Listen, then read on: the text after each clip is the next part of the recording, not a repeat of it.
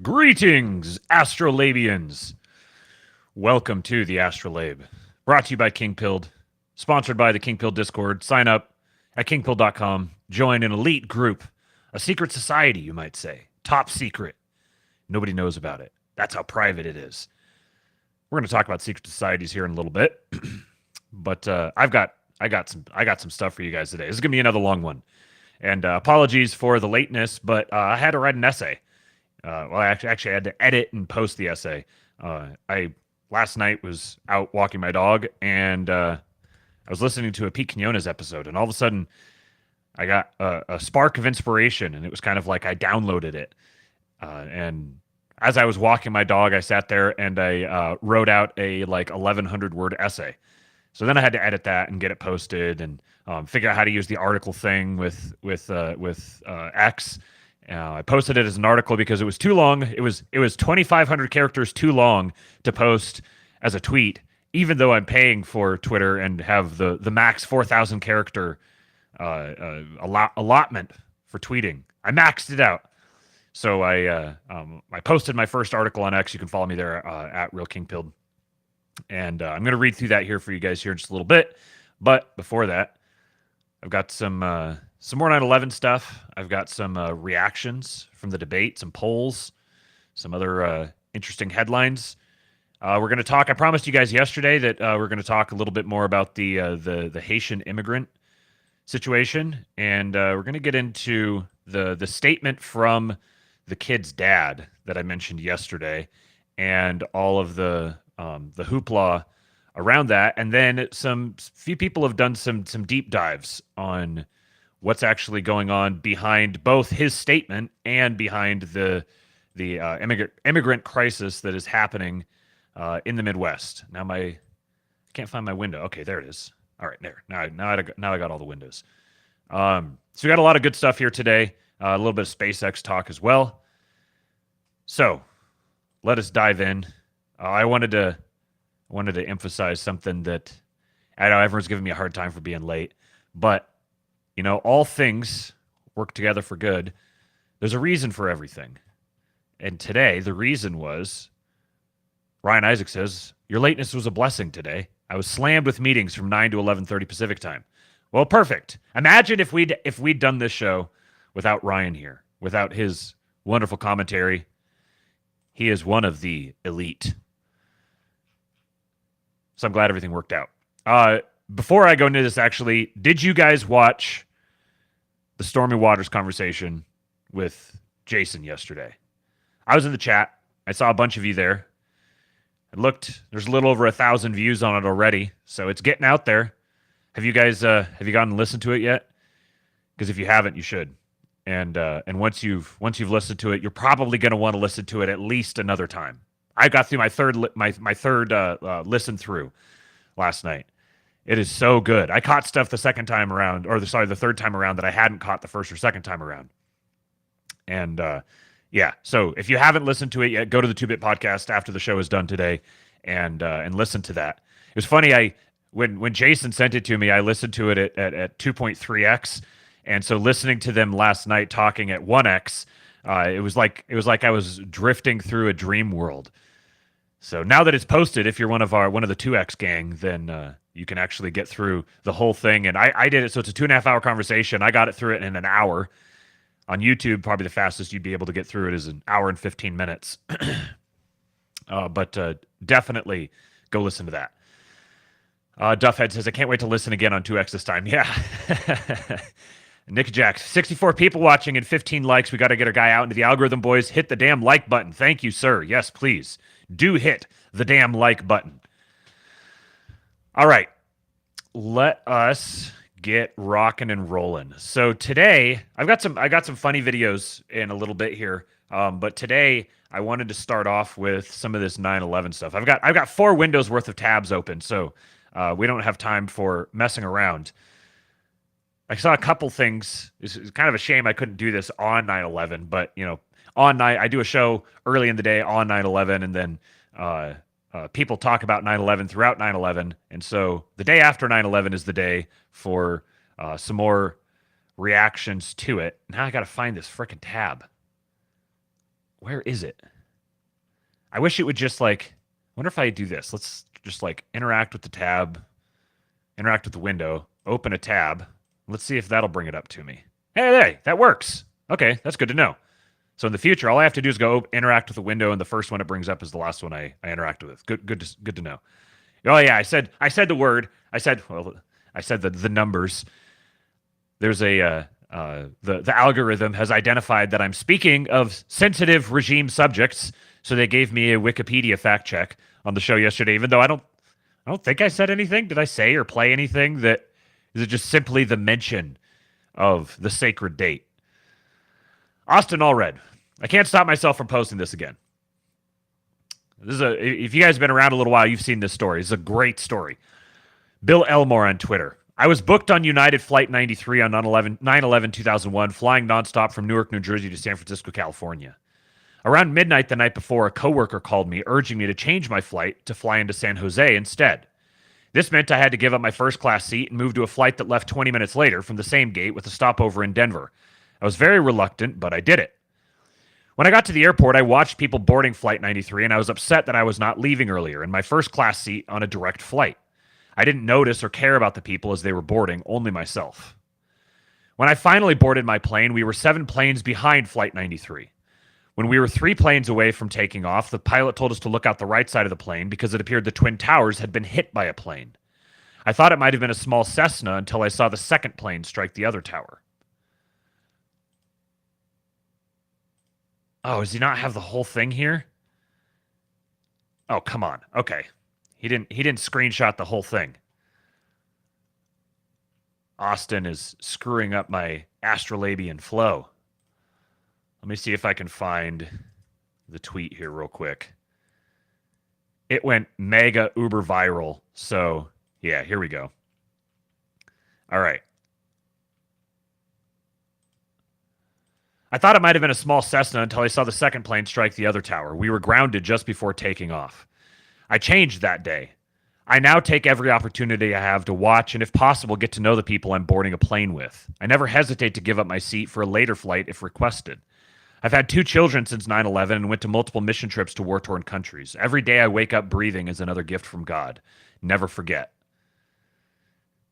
So it's a great post, but the follow-up to it is even better. Actually, hold on. There's more of the story to this that is not included in it. Oh man, this has just screwed it all up. I don't know how to go find all the rest of it.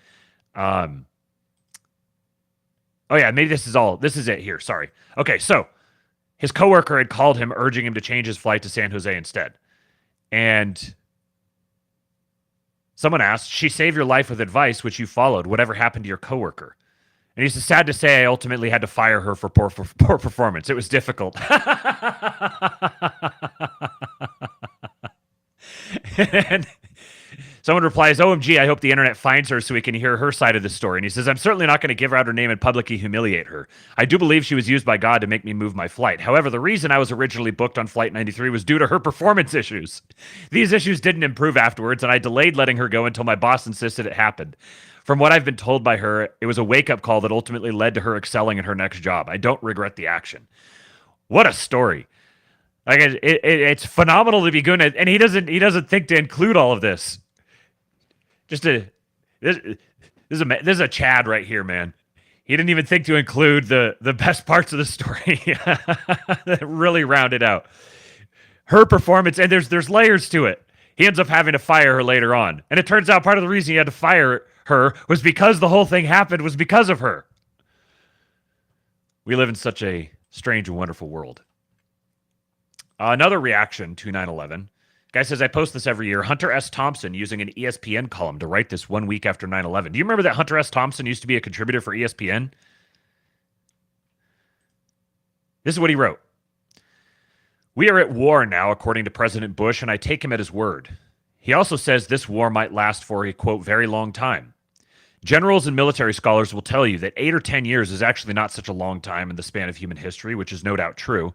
But history also tells us that 10 years of martial law and a wartime economy are going to feel like a lifetime to people who are in their 20s today.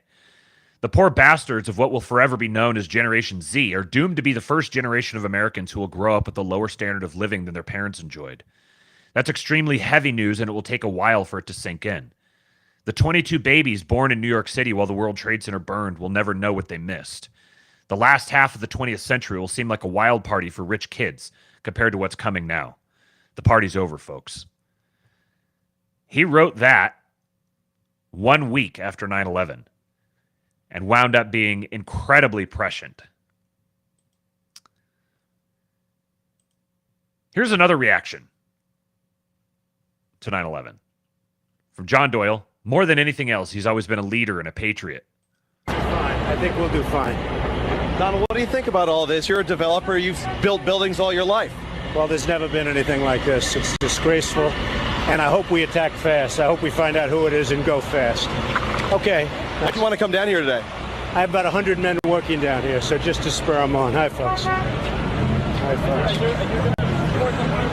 I have over 100 men out, and I hear doing an amazing job, so I just want to give them some support. These are men from here in development? Yeah, men from my company. We have another 100 coming in a little while. And how long have they been down here? They've been down here for about a day and a half. What have you talked to other developers? Are they donating their time, their men's work? Well, I hope they are. I haven't really focused on that, but we have a lot of people coming down here and a lot of people down here now, and they're brave guys. A couple of them got hurt, but I'm just want to spur them on a little bit. What did you think when you heard about this? I was just down to Ground Zero. Ground Zero is a disaster. I've never seen anything like this. I hope we act very quickly. I hope we find out who did it and act accordingly and quickly. Do you have any plans to donate money to the Widows and Children's Fund for the fallen firefighters? We've certainly I've done it over the years, and it certainly sounds like a good idea. And of course, I think we'll do fine. His giving to victimized people over the years has been well documented. Wall Street Apes tweeted how the DNC handled 9/11 versus Donald Trump. Joe Biden spent 9/11 hiding in a bunker. Kamala Harris spent it with her boyfriend, Montel Williams. Donald Trump spent 9/11 marching into a war zone of fire and ashes with an army of his own men to save Americans. I mean, when you put it that way, this is a slop account generally, I would say, Wall Street Apes. But every once in a while, the slop accounts crank out some bangers. Now, for those of you who, this next reaction here to 9/11 should strike a chord for those of you who watched or listened to the Jason 2-Bit podcast and Stormy Waters conversation last night. J.D. Vance visited the trading floor of the BCG Group, Cantor Fitzgerald, today to mark the anniversary of 9/11. Standing next to him is Howard Lutnick, the CEO. Lutnick lost 658 employees on 9/11, including his brother. By chance, he happened to be dropping his son off at school, and that's why he survived. Lutnick is serving as the co-chair of the Trump transition team. Howard Lutnick untagged himself from the tweet, but check this out. I was like, interesting. Howard Lutnick. Let's look at Howard Lutnick here for a second. American billionaire businessman who succeeded Bernard Gerald Cantor, head of Cantor Fitzgerald. He is the chairman of Cantor Fitzgerald and BGC Partners. Okay, so Cantor Fitzgerald. What is Cantor Fitzgerald? American financial services firm that was founded in 1945. Interesting timing. It specializes in institutional equity, fixed income sales and trading, and serving the middle market with investment banking services, prime brokerage, and commercial real estate financing. It's also active in new businesses, including advisory and asset management services, gaming technology, and e-commerce. It has more than 5,000 institutional clients. It's one of the 24 primary dealers authorized to trade U.S. government securities with the Federal Reserve Bank of New York. And Howard Lutnick is the chairman and CEO. And he's been there for how long? Is it 1983? Let's see. No. When did he join? Why is it not telling me?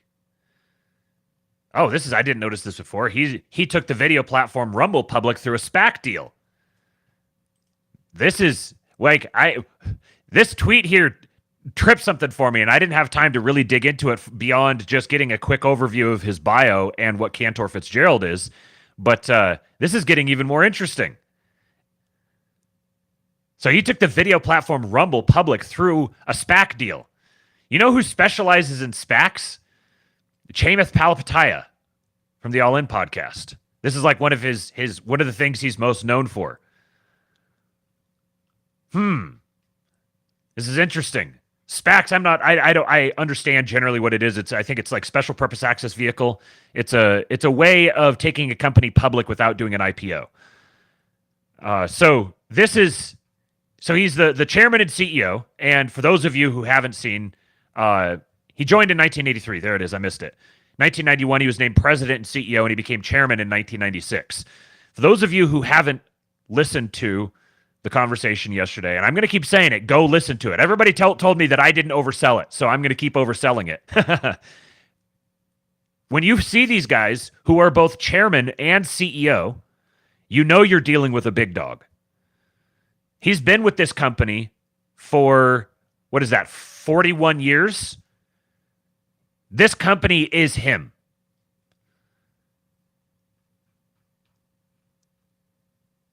Very interesting. I need to dig into some more of this on BGC Partners, Cantor Fitzgerald. But anyways, back to the original tweet. So JD Vance visited the trading floor of the BCG group today to mark the anniversary of 9/11. Standing next to him is Howard Lutnick, the CEO and chairman. The CEO is an employee. The CEO and chairman is the boss. So he's the co-chair of the Trump transistor team. This is what JD says. It's for what you do, to tell you how much we're grateful for what you do. And I just came from the Firehouse, I think Firehouse 5 in Lower Manhattan. And man, it is such an amazing thing to see both the tragedy of 9/11, but the incredible lives that people have built out of that tragedy. So one of the firefighters, of course, who died at that fire station, his wife was pregnant with their 4th baby. And that kid was born 2 days later on September the 13th. He's going to have his 23rd birthday on September the 13th. I met him, I met his brother, and I met his sister. And those guys know that you all are supporting them. They know that you guys haven't forgotten about them. And think about that guy, born 2 days after his own father died. No memories of his dad, but he has the knowledge that people like you are still fighting for his family. That's an incredible thing for you all to be proud of. So keep kicking ass, keep raising money. We're grateful for you. God bless you guys. It's for what you do, to tell you how. That's another whopper of a story. And look who looks completely natural, who absolutely is at home in this environment. There was something here I just saw. Richard Grove worked at Cantor Fitzgerald. Interesting. Very, very interesting. Well, now I've got a whole new rabbit hole to dive into. I don't like I have time to go dig into something else, but perhaps I'll bring some more. I might have to make a couple, reach out to a couple people. Perhaps I'll bring you more on this. Okay. Let's get into some of these debate reactions. First of all, we have, I got to do the whole thing again, don't I? Okay. I interacted with this tab. There we go. Okay, thank you. First, I got to bring you guys just an absolute banger. You can consider this the opening video. In Springfield, they're eating the dogs. The people that came in, they're eating the cats. They're eating the pets of the people that live there. And this is what's happening in our country, and it's a shame. That was literally me when he said that.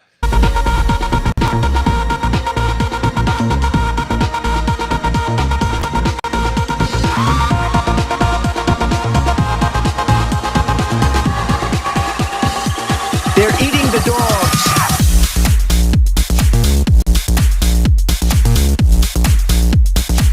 They're eating the dogs.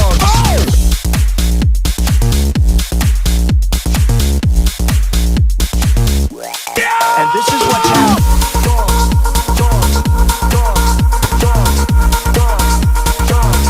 People on television.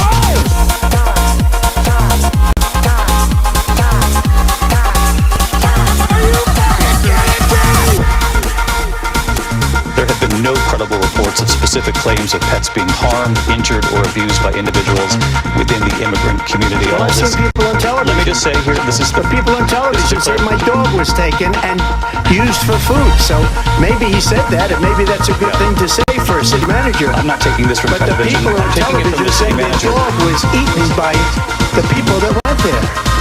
Again, the Springfield city manager says there's no evidence of that. They're eating the dogs.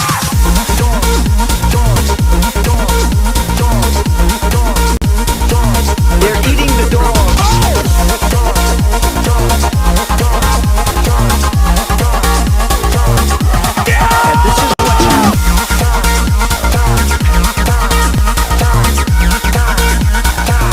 People on television.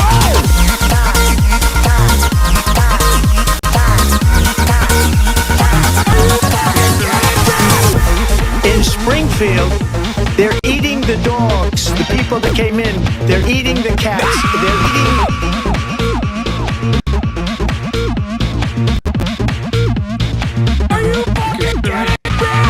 People on television say my dog was taken. Oh my God, that's so much better on the good headphones than just my cell phone speakers. Oh man. Interesting little comment here from Duffhead. He says, I know one place I want to hear this song on the daily. Huh. That would be pretty cool. Imagine if there was a place where you could hear this song every day. Huh. I like how Benny Johnson shares this and whoever posted it originally. In spring. This is great. This is great trolling. Changed his name to Benny Johnson Can Eat Shit so that Benny Johnson has that posted on his tweet. Oh, man. See, you guys remember the thread that I wrote, long thread I wrote yesterday about the response, the reaction to the debate, and these weak-ass conservatives who are crying and critiquing and all this. This is what matters from the debate. Getting these sorts of things, the absolute meme potential coming out of here is just next level.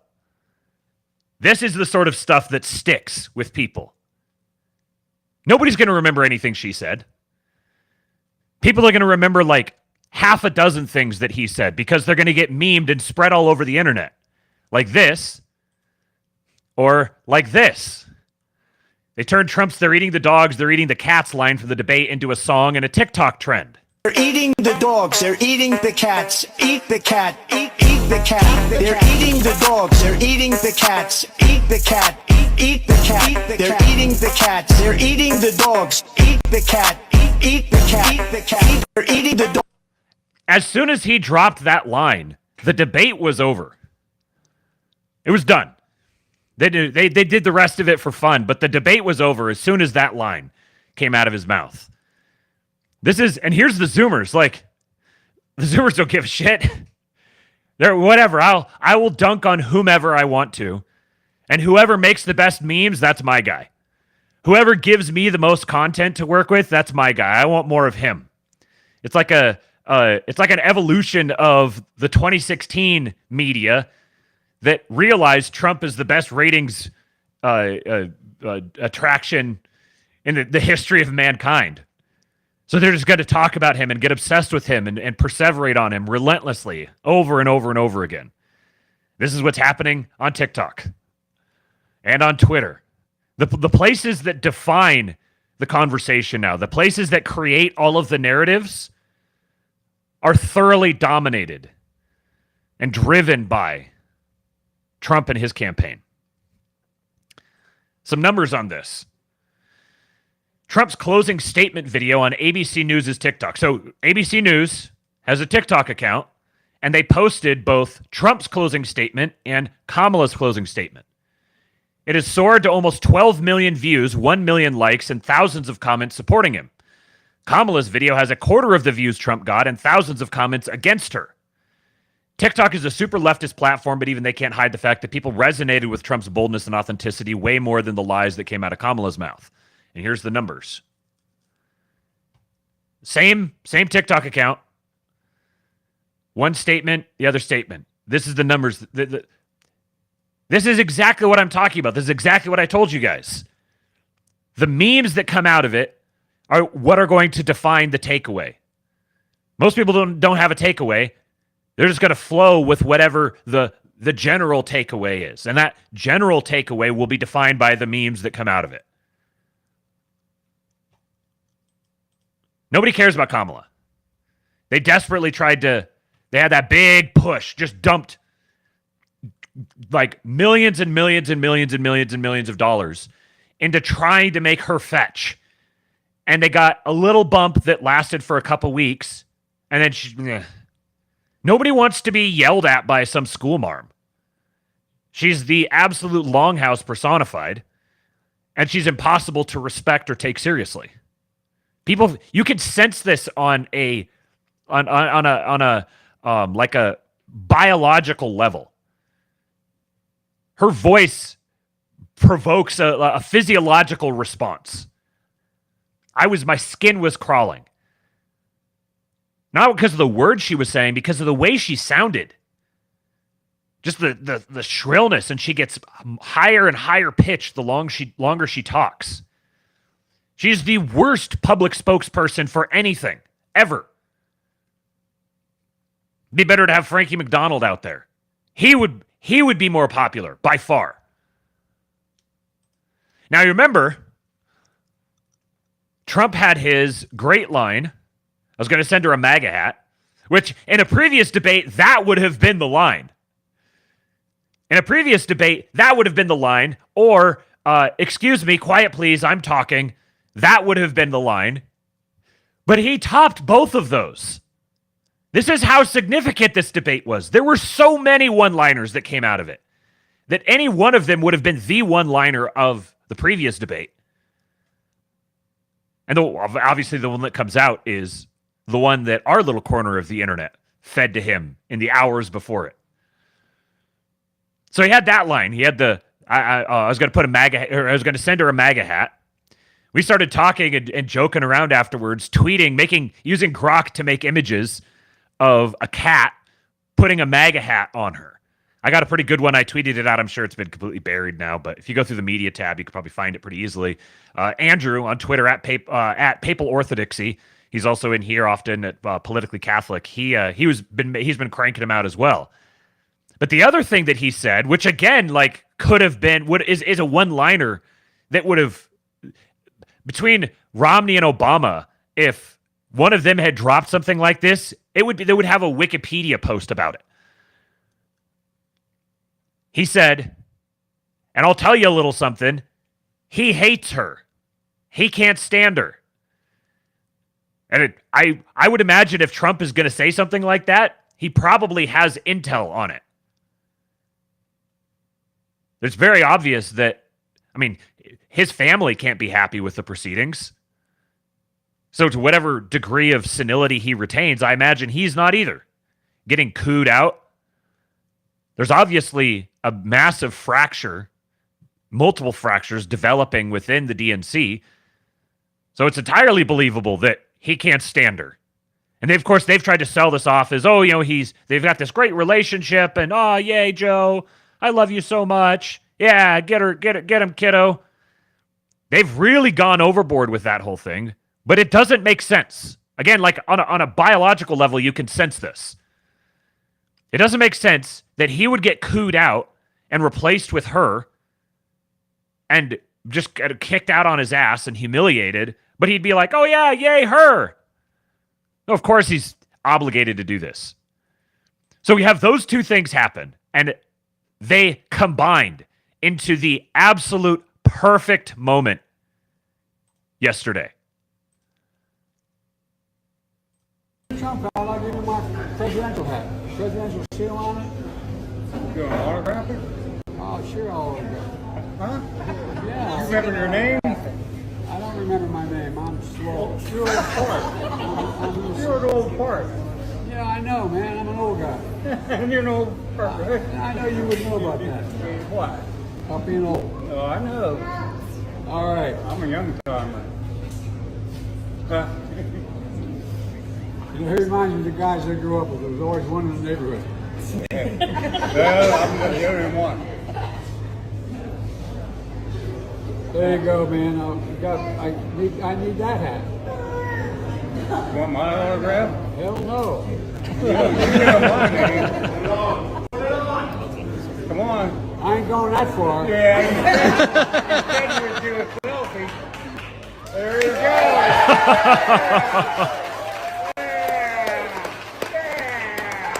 Hey, I'm proud of you now. You old fart. Huh? Just remember, no eating dogs and cats. Hey, they're good. Thank you. They're good. Kentucky Fried Chicken. The pizza.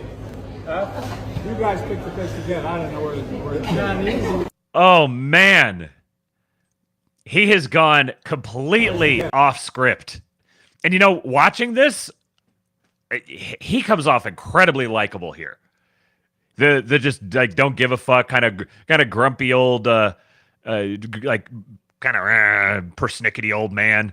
He's like, you want my autograph? He's like, hell no, I don't want your autograph, pleb. And he's like busting the guy's balls for being old. Like, this is how old dudes, this is how young dudes, this is how old dudes interact with each other. They bust each other's balls for being old. They make fun of each other. And yet there's that kind of like camaraderie there. This is like, I can see why people like who see him in person, interact with him, find him really likable. He's very, very good at this game. But I don't know how to read this here. I don't know if this is him. You know, like there's still some Joe in there, and he's pissed.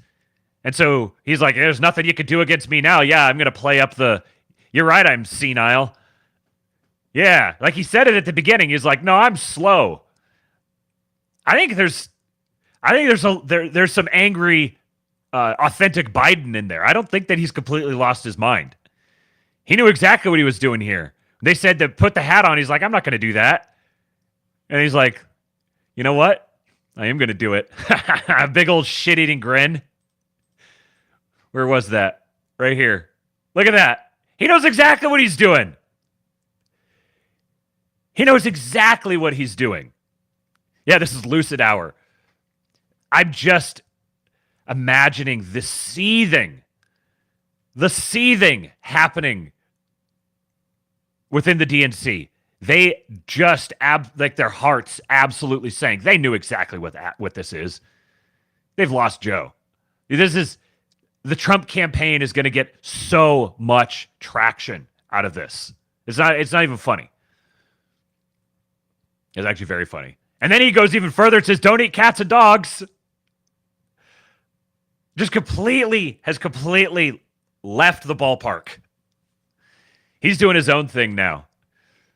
He's like, you're going to get me out doing all this stuff, hanging around with these dumb people that I don't even like? All right, yeah, I'm going to have fun with it. Why don't you let me go back to the beach? I was happy sleeping in my beach chair. Oh, man. And like this man here, this man's a national hero.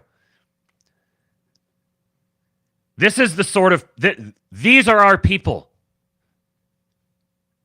who deserve our advocacy and our protection. They need it. These are the people whose communities are being destroyed by this artificially fomented migrant crisis, act of war. That declaration of war is on this guy.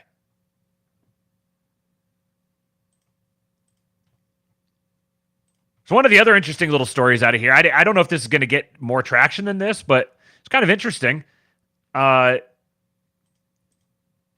This, I should have probably actually, I just kind of assumed everyone would know what we were talking about. I should have probably had the image here. Let's see if it's in this article. Continue without supporting. So, let's see, is this it here? They still got the tweet up? Yeah, they do. Okay. So, the earrings that Kamala was wearing, which are actually earrings that she wears often, bear a striking resemblance to these Nova Audio microphone earrings, clip-on earrings that double as headphones. Now, there's some differences. You can see it looks like I don't even know if this is supposed to be a pearl. It looks really cheap. This pearl is like kind of between the bars, whereas here it's sort of up and away from the bars. I saw people tweeting about this, and I was like, oh, this is great. Yeah, this is like, get this meme going. Just because I'm almost 100% confident she had some kind of hearing device in. You notice that you never saw her right ear.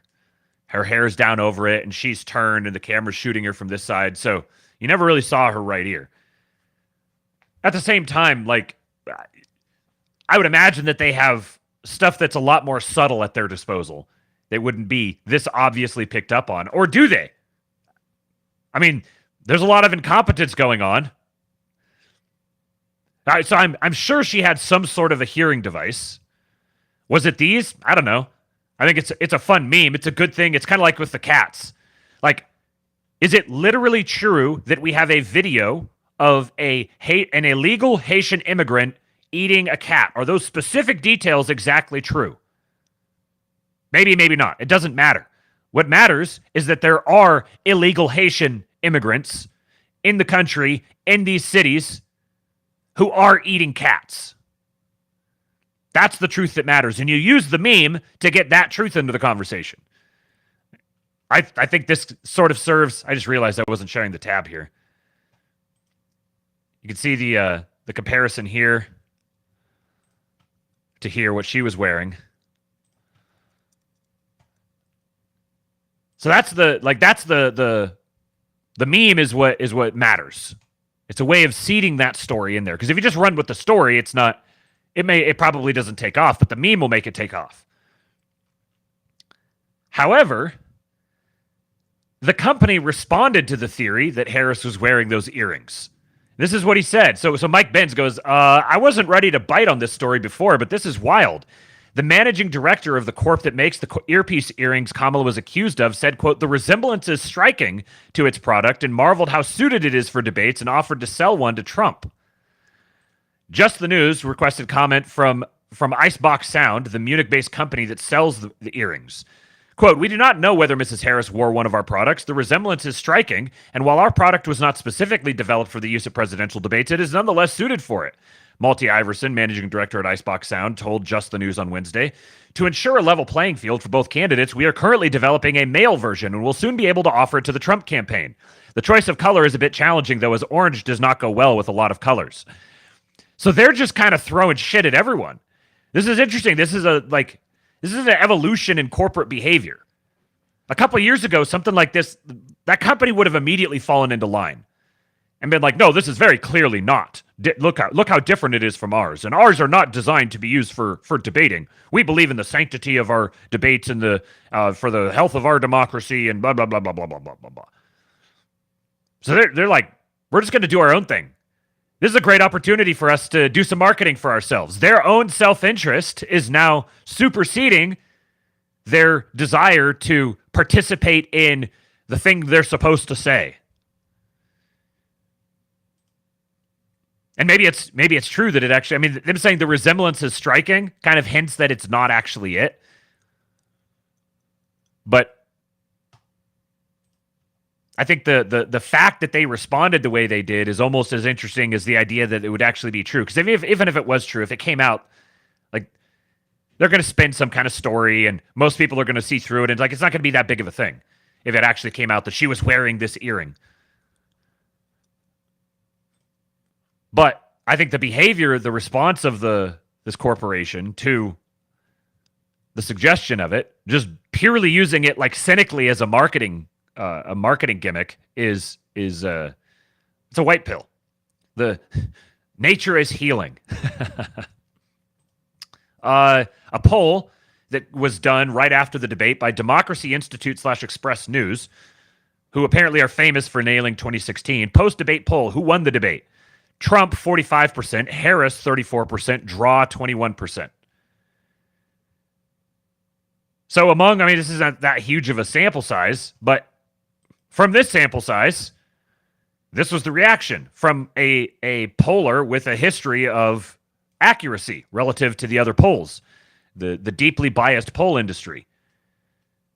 So this is the reality of how people reacted to it in the moment, and yet you still had these lame duck, cuckold conservatives out there like, oh, he could have done this better, and it was a great missed opportunity, and they were trying to bait him, and he kept taking the bait, and man, just a completely unnecessary stepping upon one's own dick. Just no reason for it. Here's CNN's response to it. Vice President Harris began the debate by punting the first question on the economy. Do you believe Americans are better off than they were 4 years ago? So I was raised as a middle-class kid, and I am actually the only person on this stage who has a plan that is about lifting up the middle class and working people of America. It went on from there. Despite the economy being the number one issue facing the country, the sitting vice president generally reverted to talking points about a few of her policy proposals. Even Harris allies today are saying that she needs to talk more about what she will do for Americans if elected. Senator Bernie Sanders will be here in a second to talk about more about the need for her to fill in some of those blanks. On the board. Oh, man, I'm really disappointed I missed out on Bernie Sanders' insight. Border, another vulnerable issue for Harris, she also dodged. Would you have done anything differently from President Biden on this? So I'm the only person on this stage who has prosecuted transnational criminal organizations for the trafficking of guns, drugs, and human beings. Okay, that wasn't the question. When asked how she would break through the Israel-Hamas war stalemate, Harris said this. We need a ceasefire deal, and we need the hostages out. And so we will continue to work around the clock on that. Okay, but again, how? This surprised me. I haven't been following CNN's coverage, so I don't know if this was an aberration in the rest of it. But even the fact that this segment got greenlighted is still more evidence that there is no consolidation happening behind Kamala. There's still different factions that are not committed to her, who have enough sway to get fake Tapper out here taking a flamethrower to her, with respect to the normal regime talking points like this. This is the reaction to the debate. Like all these fake-ass conservatives could have just kept their mouth shut. Like that's what would be better. We don't need your input. We don't need your insight. Save your takes. Wait for everybody else to tell you what your takes need to be, because that's what you do anyways. Just wait for them to give you your takes. Give it a couple of days. You have no self-awareness. So give yourself a couple of days to let everything build around you to the point where you can start picking up on it. You don't have to try to rely on your non-existent intuition. You could just wait until everyone starts reacting and you realize the truth, which was really obvious to begin with. This is funny. I haven't listened to Dave Rubin in a very long time. Years. I went to when he and Jordan Peterson were touring in, I think it was 2018. Amy and I went to one of his events, and it was great. It was fantastic. We actually wound up sitting 2 rows behind Pete Carroll, then coach of the Seahawks. And I've always been a major Seahawks junkie, so that was a surreal experience. But it was the whole thing was fantastic. We paid for the VIP access, so we stood in line afterwards. We got to the private Q&A. We stood in line and went up and shook hands, took pictures with them and everything. And they were great. And then I've met Dave a couple of times when I was doing the show with Jason. Spent a little bit of time with him privately, and he's always been very kind, very sincere, gracious person. I just don't really listen to him anymore. He's kind of we've gone separate directions. This is the first clip I've seen in a long time, and he talks about he saves me having to dedicate an additional segment to this Elon tweet by mentioning it in here. So it's funny. Nobody really seems to be paying attention to or caring about the fact that Taylor Swift endorsed Kamala. Like they dropped that the night of the debate, like right after the debate, they dropped it to try to add to this big boost. And it's just, it's just kind of been drowned out. The people who already were going to vote for Kamala, who were fans of Taylor Swift, who were anxiously waiting, demanding for her to make a statement, they feel gratified and nothing else has changed. So by having her drop that endorsement that night, I actually think they may have nerfed it. They actually let it get drowned by all the other stuff. Whereas they might have been better off if they'd have waited until either there was some sort of scandal with Trump going on and they're bringing it in as to make a statement about it, or just sort of a slow news day and they could inject some energy into it. Either way, it just face planted. But Elon had a great response to it, and Dave talks about it here. So we'll watch that. And then let's talk a little bit about how this fits into the pop culture part of this, because pop culture is a huge driver of the cultural narrative. Well, here's the tweet from Colin Rugg about the Taylor Swift thing, and we'll get back to it in a second. So as we referenced before, Taylor Swift endorses Kamala Harris on Instagram after the debate on ABC, proudly calls herself a childless cat lady. Elon Musk, who they hate, he saw that and he wrote this: "Fine, Taylor, you win. I will give you a child and guard your cats with my life." Remember Hassan's reaction when Trump said, they're eating the dogs? That was my reaction when I got the notification and looked down at my phone and saw this tweet from Elon. Just like shrieked, fell over backwards. I can't believe the absolute madman did it. I'm imagining him sitting there like typing it out and chuckling to himself as he hits post. And then I'm imagining Taylor's response when someone shows it to her. She's probably like, what the fuck? But this is a great opportunity for great memes. We're building the lore. We are creating the future. We're creating tomorrow's history. So he's mocking, he's exposing the ridiculousness, right? It's like, Taylor Swift, you are a young, pretty girl. Do you know what the gang members from Venezuela do to young, pretty girls? It ain't pretty. So what do we have to do? We have to keep finding each other to whatever extent we can. We have to keep waking people up. It is the only chance we have in these remaining 60 days. And then let's talk a Okay, I kind of forgot he was talking. I was reading the chat. Yeah, that's right, Dave. Yep. Got to wake him up. Okay, last thing here I have on this segment. I'm curious, those of you who might know, says ABC News reports that Trump plans to initiate military tribunals against his enemies when he regains power. Based, who are these individuals stepping off Trump Force One? Is this just like a normal, like Air Force One, Trump Force One security detail? And less bellicose. That's President Trump's challenge. I think for Vice President Harris, she's got to convey a calmness. She's got to convey a leadership and be able to talk to your point, Bill, about patriotic and like, is this just Secret Service or something? Some of these guys don't look all that Secret Service-y. They look much more like military guys. This guy doesn't really look like a Secret Service agent to me. I don't know. This is interesting. Yeah, JG. That was my thought. Yeah, PMCs. That's what I'm wondering with this. I can't tell. I don't I'm going to have to rely on my more experienced military brethren to weigh in on this, but I haven't made a habit of sitting and watching all the people who get off of a presidential plane every time it lands. So I don't know if this is normal. Do you see these types of guys here? Typically, do they typically look like this, kitted out? Or are we seeing some private security? Yeah, Ian, I don't see how he couldn't employ PMCs.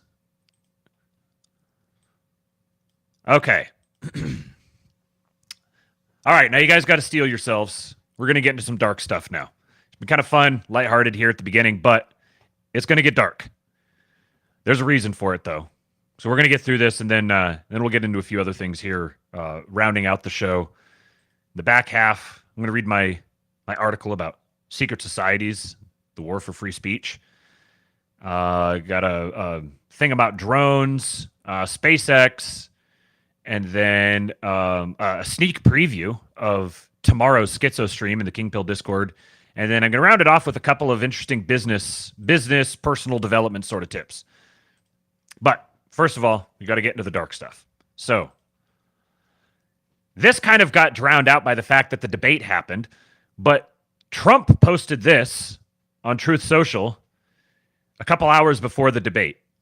Wherever they're at, that's what they're used to, bro. They're in the park grabbing up ducks by their neck and cutting their head off and walking off with them. The Biden administration has reportedly upped its secret migrant flights. That is why, also, starting with our administration, we gave TPS, temporary protected status, to Haitian migrants.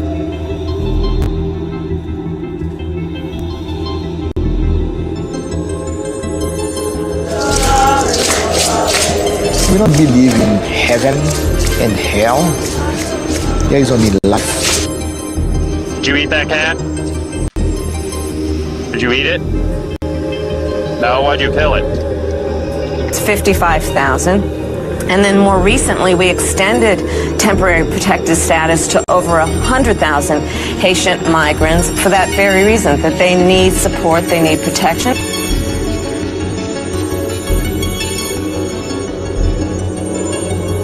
The center of voodoo currently, of course, is the island nation of Haiti. We gave TPS, temporary protected status, to Haitian migrants.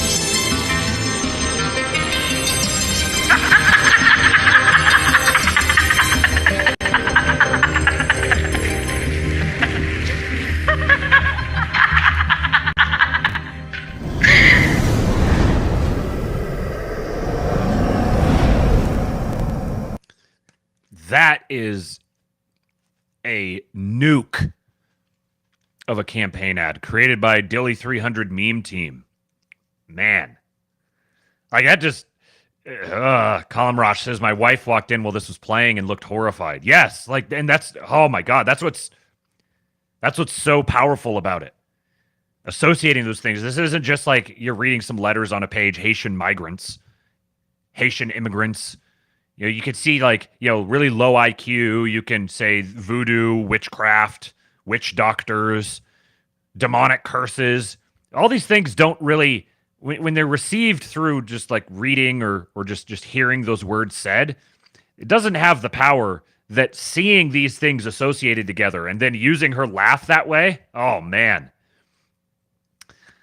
Sloppy Joe Stalin says someone on Trump's team is a pro schizo poster. Yeah, I think he's got a good crew of them. The schizo posters. Yesteryear's schizo posters are today's Trump campaign team.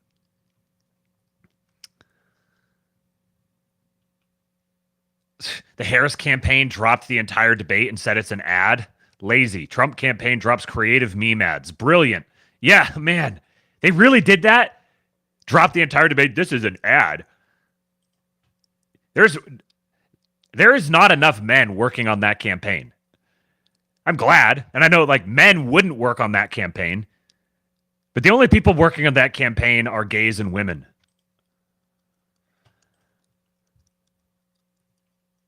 Okay. Springfield, Ohio resident whose beloved mother-in-law was recently killed by an immigrant from Haiti speaks out. Stop what you're doing and watch this. Everyone is talking about the death of ducks and cats in this town, but I'd like to talk about the death of one very special person, my mother-in-law, Kathy Heaton. On December 1st, I received a phone call that changed my life forever. She was collecting her trash can from her driveway when a car struck and killed her instantly. A task she had done over 2,000 times, spanning 4 decades in Springfield. That morning, though, a Haitian immigrant was allegedly driving recklessly when he struck and killed her. I say allegedly because to this day, there's been no punishment, not even for the expired tags on the vehicle he was driving. Months before she was killed, I began noticing the reckless driving and complete disregard for our driving laws by some members of the Haitian community. It made me angry. But now my anger has turned to fear for the safety of my family and the citizens of Springfield. I'd been to Haiti 14 years ago. My husband and I went, and it was my first time in a third world country. I sobbed when I saw the poverty living there, and I have great empathy and compassion for them, longing for a safe place to call home. But 14 years later, I'm living in fear in my own city. It's not safe. I am paralyzed with anxiety when I'm getting my children out of the car in any parking lot, walking on any sidewalk, and driving on any road in this town. I'm haunted by the faces I saw when I had to bear the news to my children and husband that she was dead. Their grandmother, the very person who tucked my 7-year-old twins into bed just 6 hours before on her 71st birthday, was never coming back. What everyone has feared is my reality, and it's my grief, and it should be yours as well. It saddens me greatly to think about leaving a place I've made a home, raised my children, became an active member of this community by providing medical care to the underprivileged and underserved, volunteering, serving on boards, and cheering for the success of the city. But just as the Haitians were seeking a safe place to call home, I now have found myself in that same situation, wanting to abandon the city and all my efforts above and search for a safe place to raise my family. We need to change the laws for immigrants wanting to obtain a driver's license in Ohio.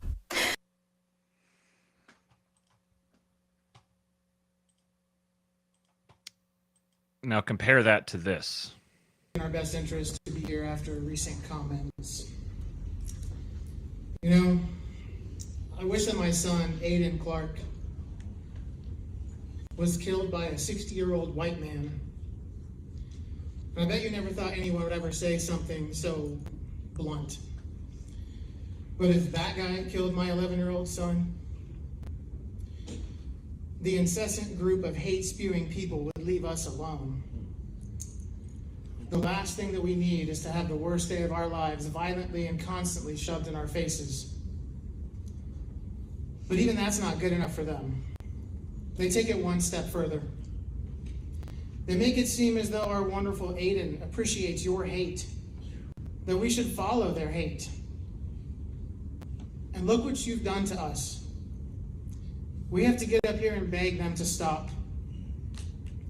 Using Aiden as a political tool is, to say the least, reprehensible for any political purpose.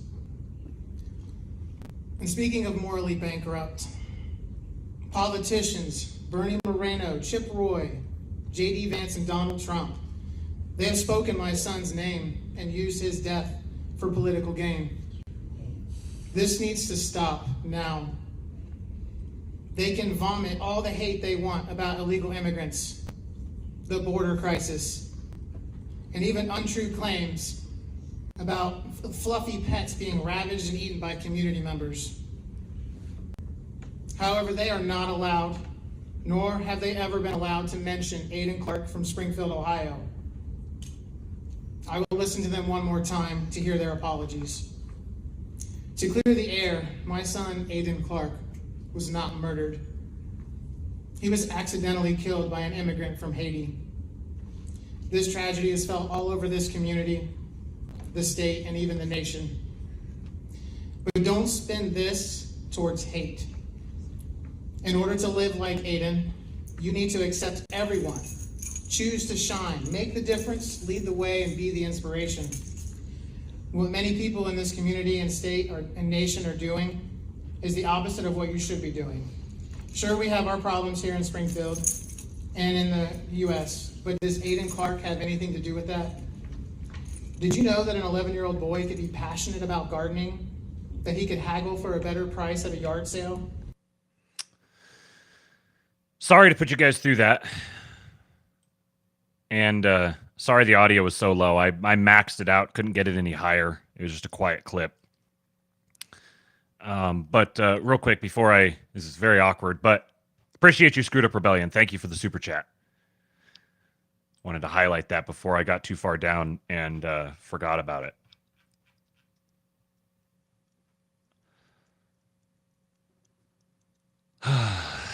Brett Lindenfelser says, this shit doesn't work anymore. Yeah, it doesn't.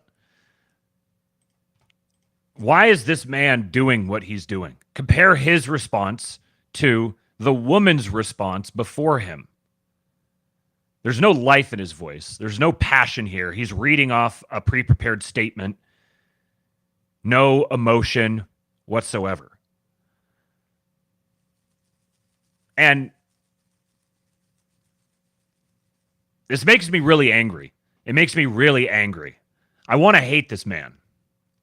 But in a deep sense of a deep stroke of irony, the message he's delivering is it's very similar to the sentiment that I have toward him. That this man has been victimized. Just like that old man with Joe Biden, with the hat. These are the people we need to be protecting. We need to be advocating for. We're seeing what happens when people are separated from their communities, stripped from their history. When their heritage is destroyed and stomped on and pissed on. When they're bludgeoned into submission. No healthy, happy person would ever even conceive of saying something like this. This man's a victim just as much as his son is. That doesn't excuse what he's doing. Doesn't excuse... To say you can't use my son for political statements is to use your son's death for a political statement. And the implication here is that when children in our communities are violated or murdered, harmed in any way by these illegal migrants, we can't talk about it. That's the effect of this. To say you can't talk about my son.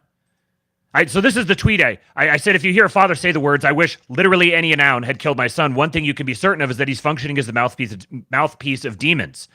This is one of the tweets that went absolutely nuclear yesterday, and it still is.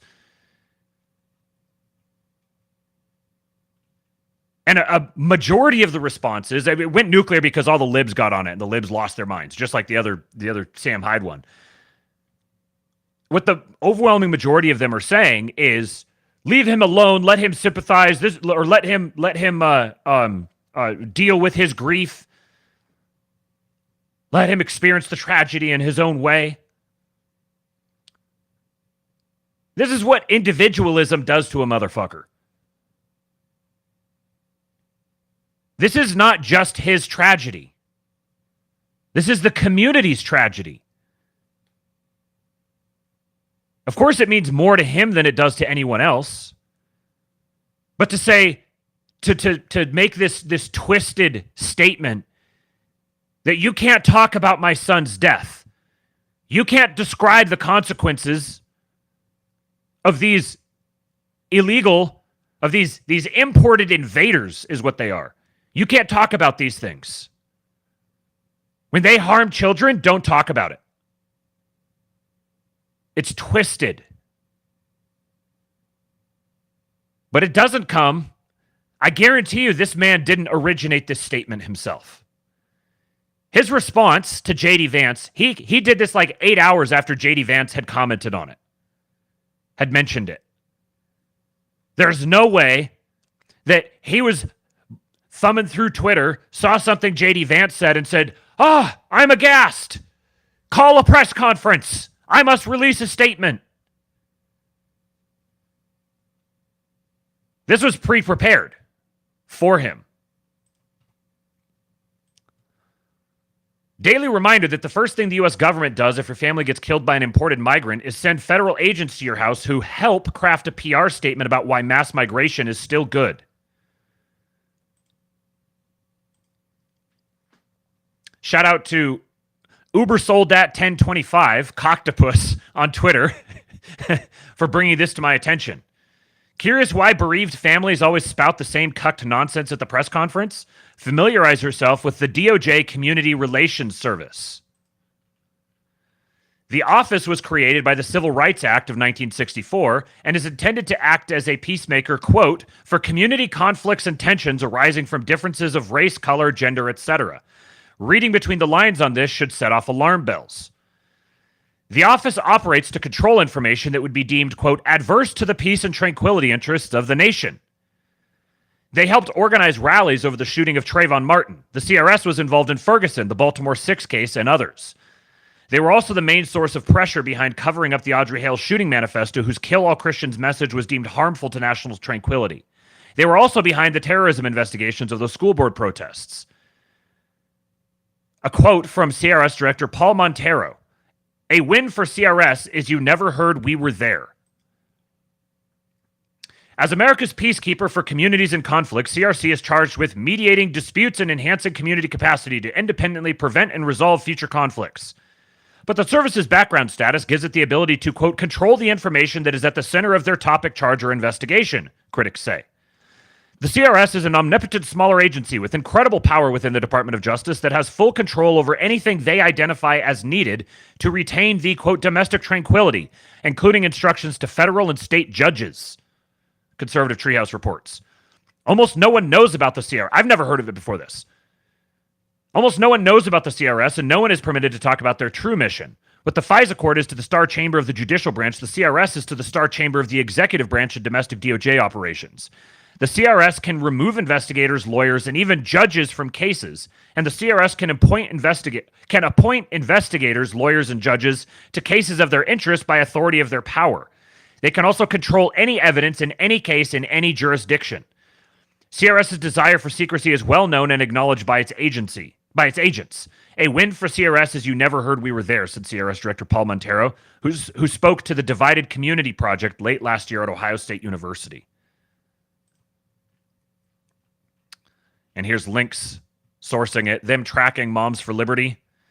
It's also alleged that the CRS gets involved in cases where an illegal kills an American to ensure that the families are intimidated into making statements that, quote, help reinforce national unity. The American Stasi. This is what happened to this man. He may believe in it. He may be willing to do it. Or perhaps someone showed up at his door with a print off of his browsing history and this statement and said, one of these is going to be made public. Which one? Got him by the balls. So he is a victim, and he's also responsible for putting himself in the position to be victimized that way.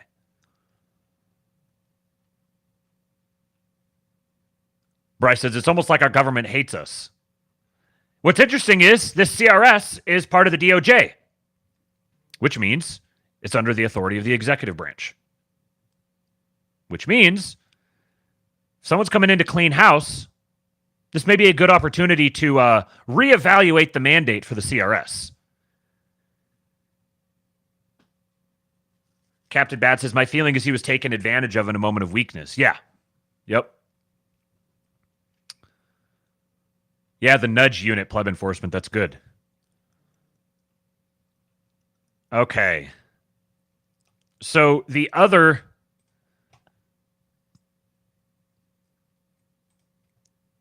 Come on. Work.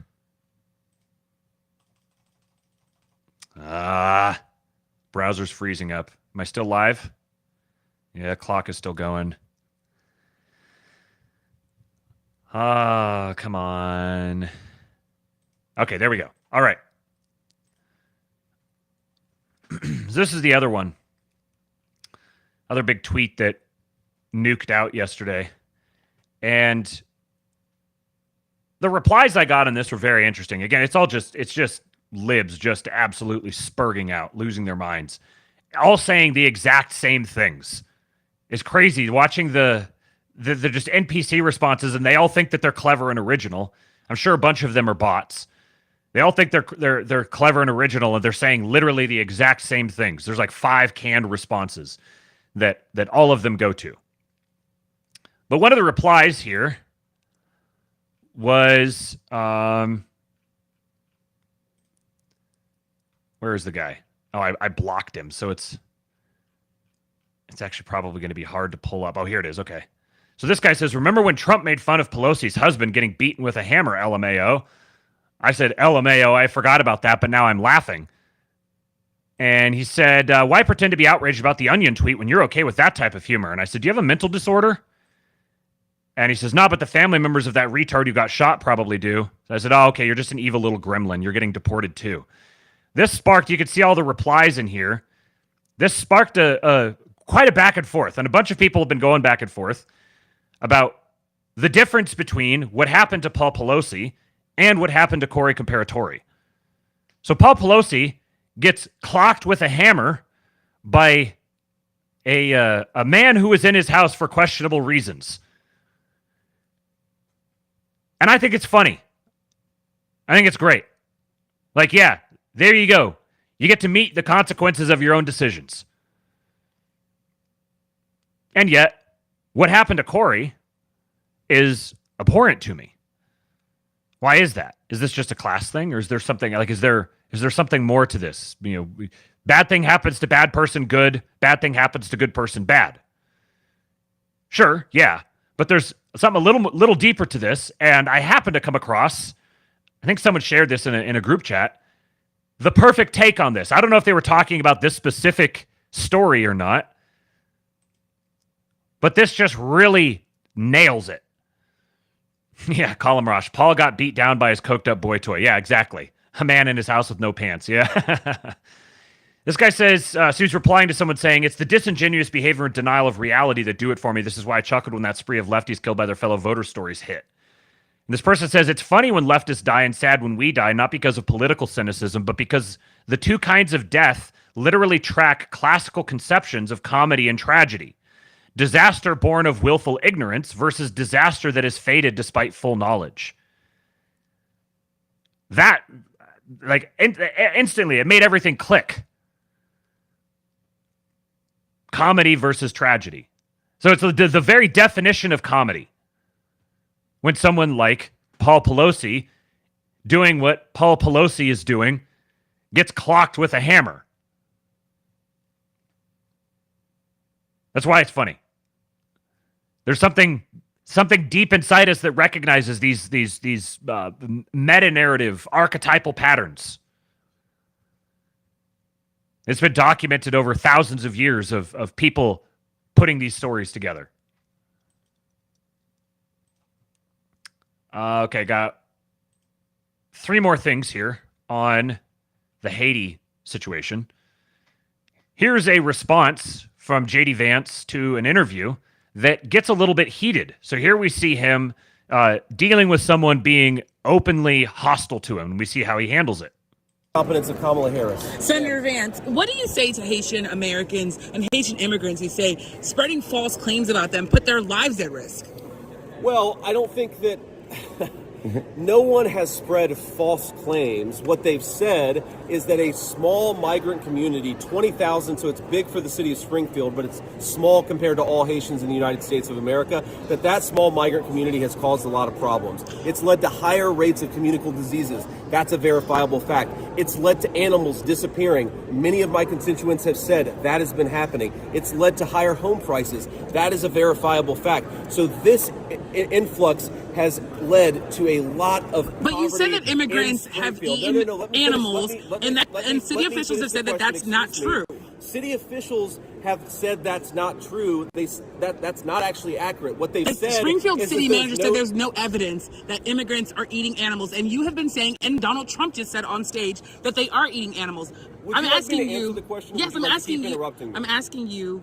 Can you answer go ahead. Can you ask the question and then let me answer it? Yes, please. The city manager said there's no verifiable evidence. A lot of residents on the ground have said that there is.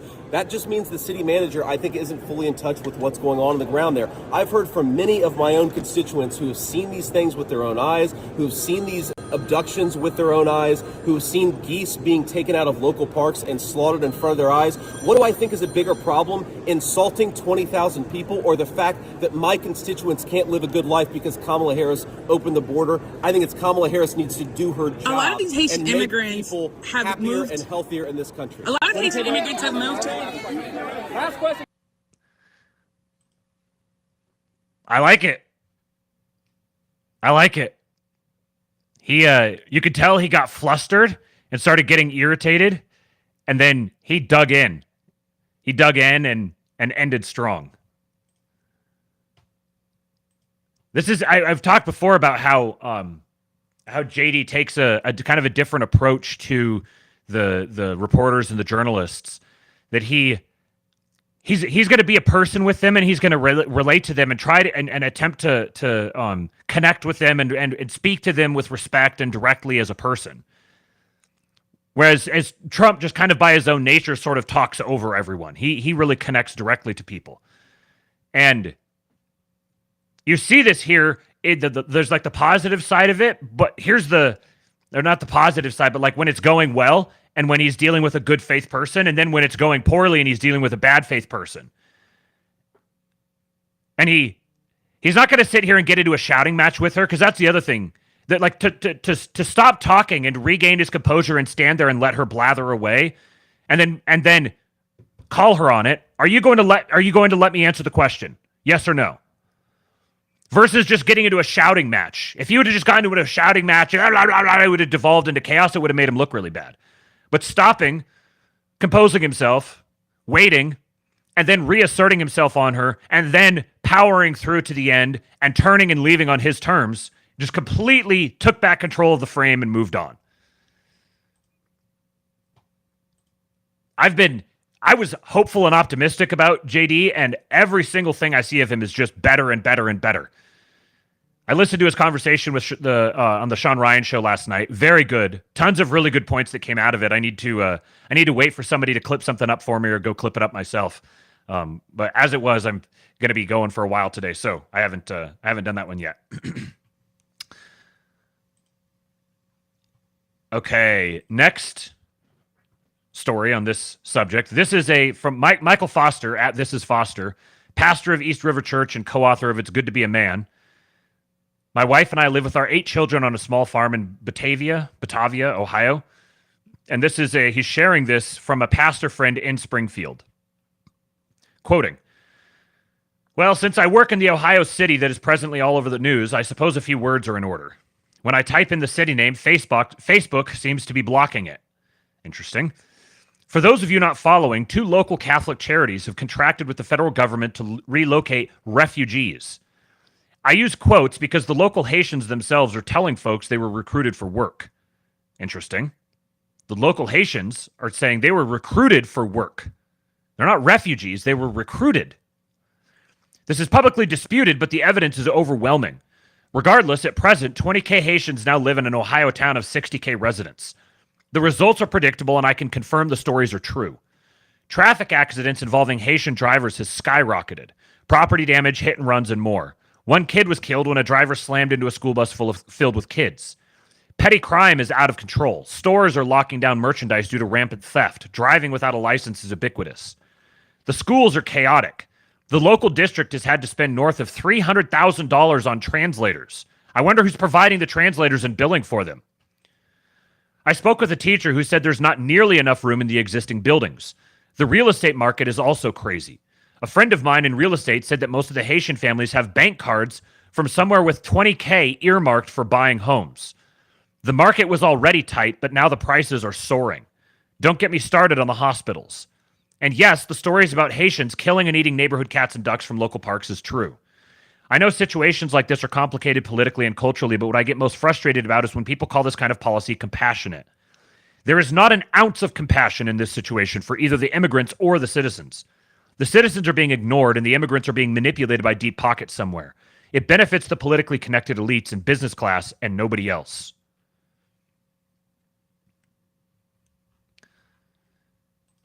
So how's this happening?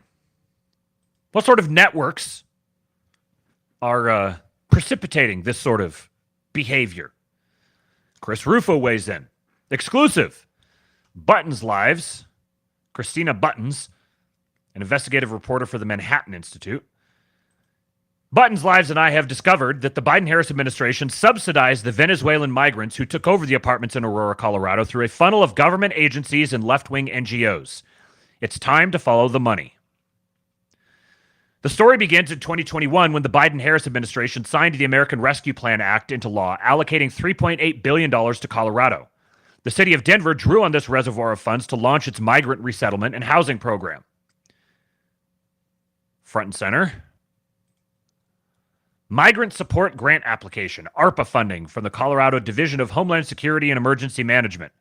The Office of Preparedness within the Division of Homeland Security and Emergency Management will fund qualified social service organizations, charitable foundations or trusts, nonprofit organizations, and governmental entities to provide humanitarian relief to newly arrived migrants. All applications to this award must provide culturally and linguistically appropriate integration services that include housing and case management. Other eligible services are also listed below, but no application will be accepted without housing and case management. Funding can be provided through June 30, 2024. The maximum funding available for all entities is approximately $4 million. The funding is to support newly arrived migrants who intend to call Colorado home, move out of emergency shelters into more stable housing, and to assist them in becoming self-sufficient as quickly as possible. These funds are authorized and budgeted through the American Rescue Plan Act funds, appropriated and otherwise made available pursuant to yada, yada, yada, and funds that may be made available through yada, yada, yada.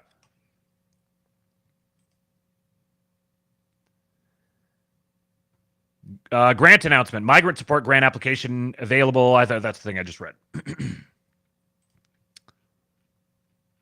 The city, in turn, funneled more than $5 million to two left-wing NGOs, Vive Wellness and Papagayo, to secure housing for thousands of Venezuelan migrants.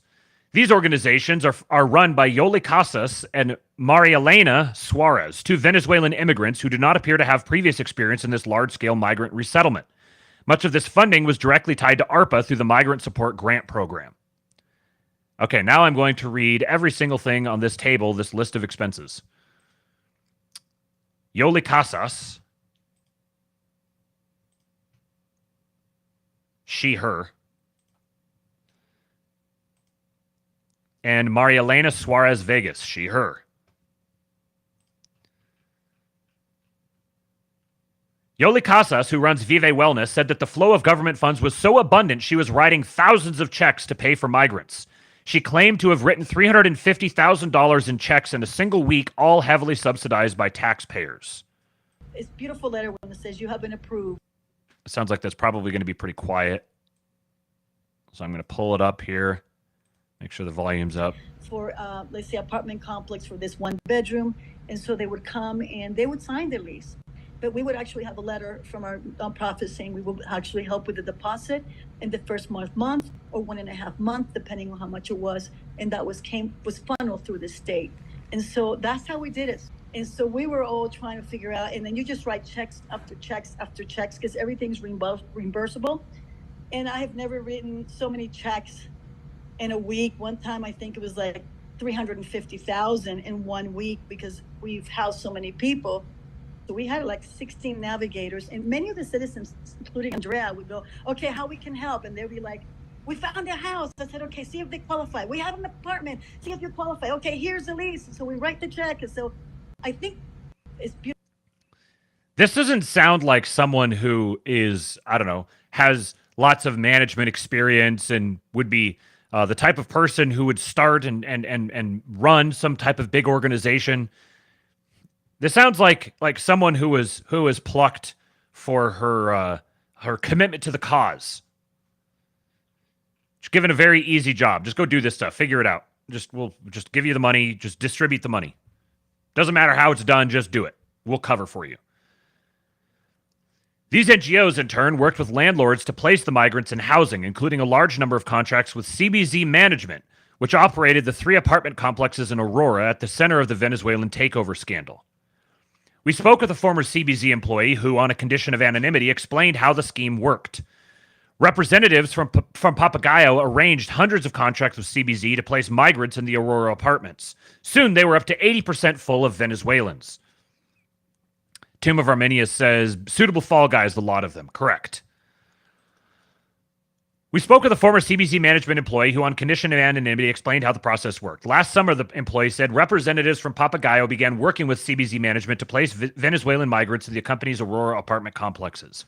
When a Venezuelan individual or family needed housing, the NGO would contact the regional property manager, who then matched them with available apartments. It was a booming business. According to the employee, Papagayo arranged hundreds of contracts with the property manager. The NGO provided up to 2 months of rental assistance, as many migrants did not have or were unable to open bank accounts. Within 6 months, according to the employee, approximately 80% of the residents of these buildings were Venezuelan migrants. The employee also noted the building saw gang activity and violence. The employee, however, alleges that these agreements were made on false pretenses. To convince the hesitant employee to accept the migrants, Papagayo made assurances that the tenants had stable jobs and income. With limited English and facing a minimum 6-month wait for work permits, though, many migrants were ineligible for legal employment, struggled to find stable jobs, and ultimately fell behind on rent. The result was chaos. We've obtained a confidential report which alleges, according to witness interviews, that the apartment saw a string of crimes, including trespassing, assault, extortion, drug use, illegal firearm possession, human trafficking, and sexual abuse. This is dated August 9th, 2024, via email from Heather Morris, interim chief of police at Aurora Police Department, or sent to Heather Morris, Mike Kaufman, the mayor, and Jason Batchelor, the city manager. Tren de Aragua, takeover of Aurora apartment buildings. Dear Chief Morris, Mayor Kaufman, and City Manager Batchelor, Perkins Coie LLP. Perkins Coie. Huh. Where have I heard that name before? Represents U.S. Bank Trust Company, National Association, as trustee for the registered holders of Wells Fargo commercial mortgage securities, yada, yada, yada, multifamily mortgage pass-through certificates, series, blah, blah, blah, blah, blah. The holder of a loan secured by property known as Whispering Pines Apartments, located at property. CW Capital Asset Management, LLC, is the special servicer for the note holder for the loan. We are asked to investigate allegations of widespread criminal conduct reported in and relating to the property. After conducting multiple witness interviews and reviewing video and other evidence, it appears that a Venezuelan migrant gang known as Tren de Aragua has forcibly taken over the property. The evidence we have reviewed indicates that the gang members are engaging in flagrant trespass violations, assaults and battery, human trafficking and sexual abuse of minors, unlawful firearms possession, extortion, and other criminal activities, often targeting vulnerable Venezuelans and other immigrant populations. Oh, they're targeting them. We are writing to request your timely assistance in stopping the ongoing crimes and exploitation of vulnerable immigrants.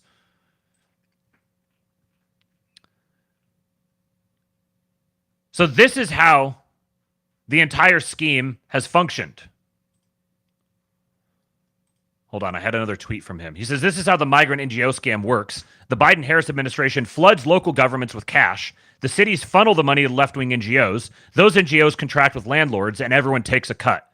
This is happening everywhere at taxpayer expense. This is treasonous. This is an act of war by ostensible representatives of the U.S. government against U.S. citizens. You can't put it any other way. This is one city. And think of how many different problems are being solved here. Another way of jamming cash into the system, controlling asset prices, political pressure campaigns, demoralization. Yeah, Josh says, weird how they don't give a crap about how the American citizens might be negatively impacted. No, they only wanted the crimes against foreigners to stop. And even more so, the implication then, if the crimes are against foreigners, who's committing the crimes? The Americans. So the American citizens who have had this inflicted upon them are now being framed for actually being responsible for the crime. These people, there are no depths to their depravity. And this is why cat eater memes are so critically important. Yes, John. These people are evil. There is no coexisting with these people. There is no peaceful resolution.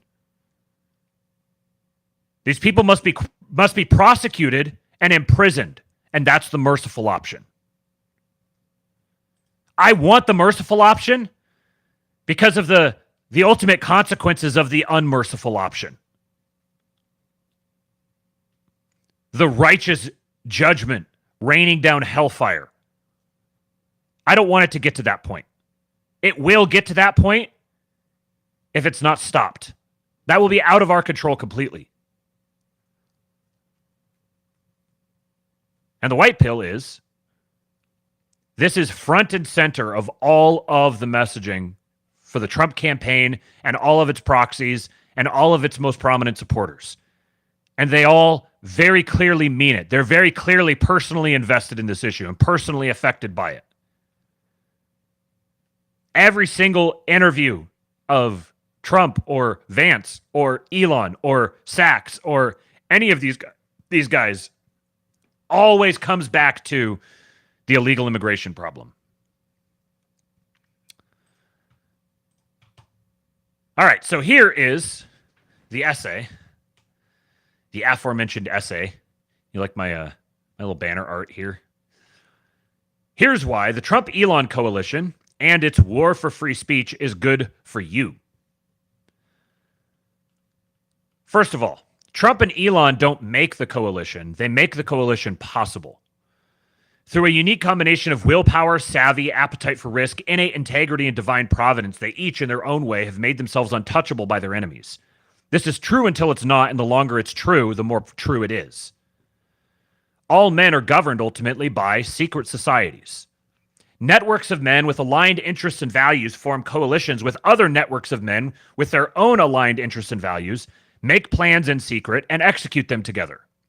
What we call governments and public companies are the surface layer of these agglomerated, nested networks. So networks within networks.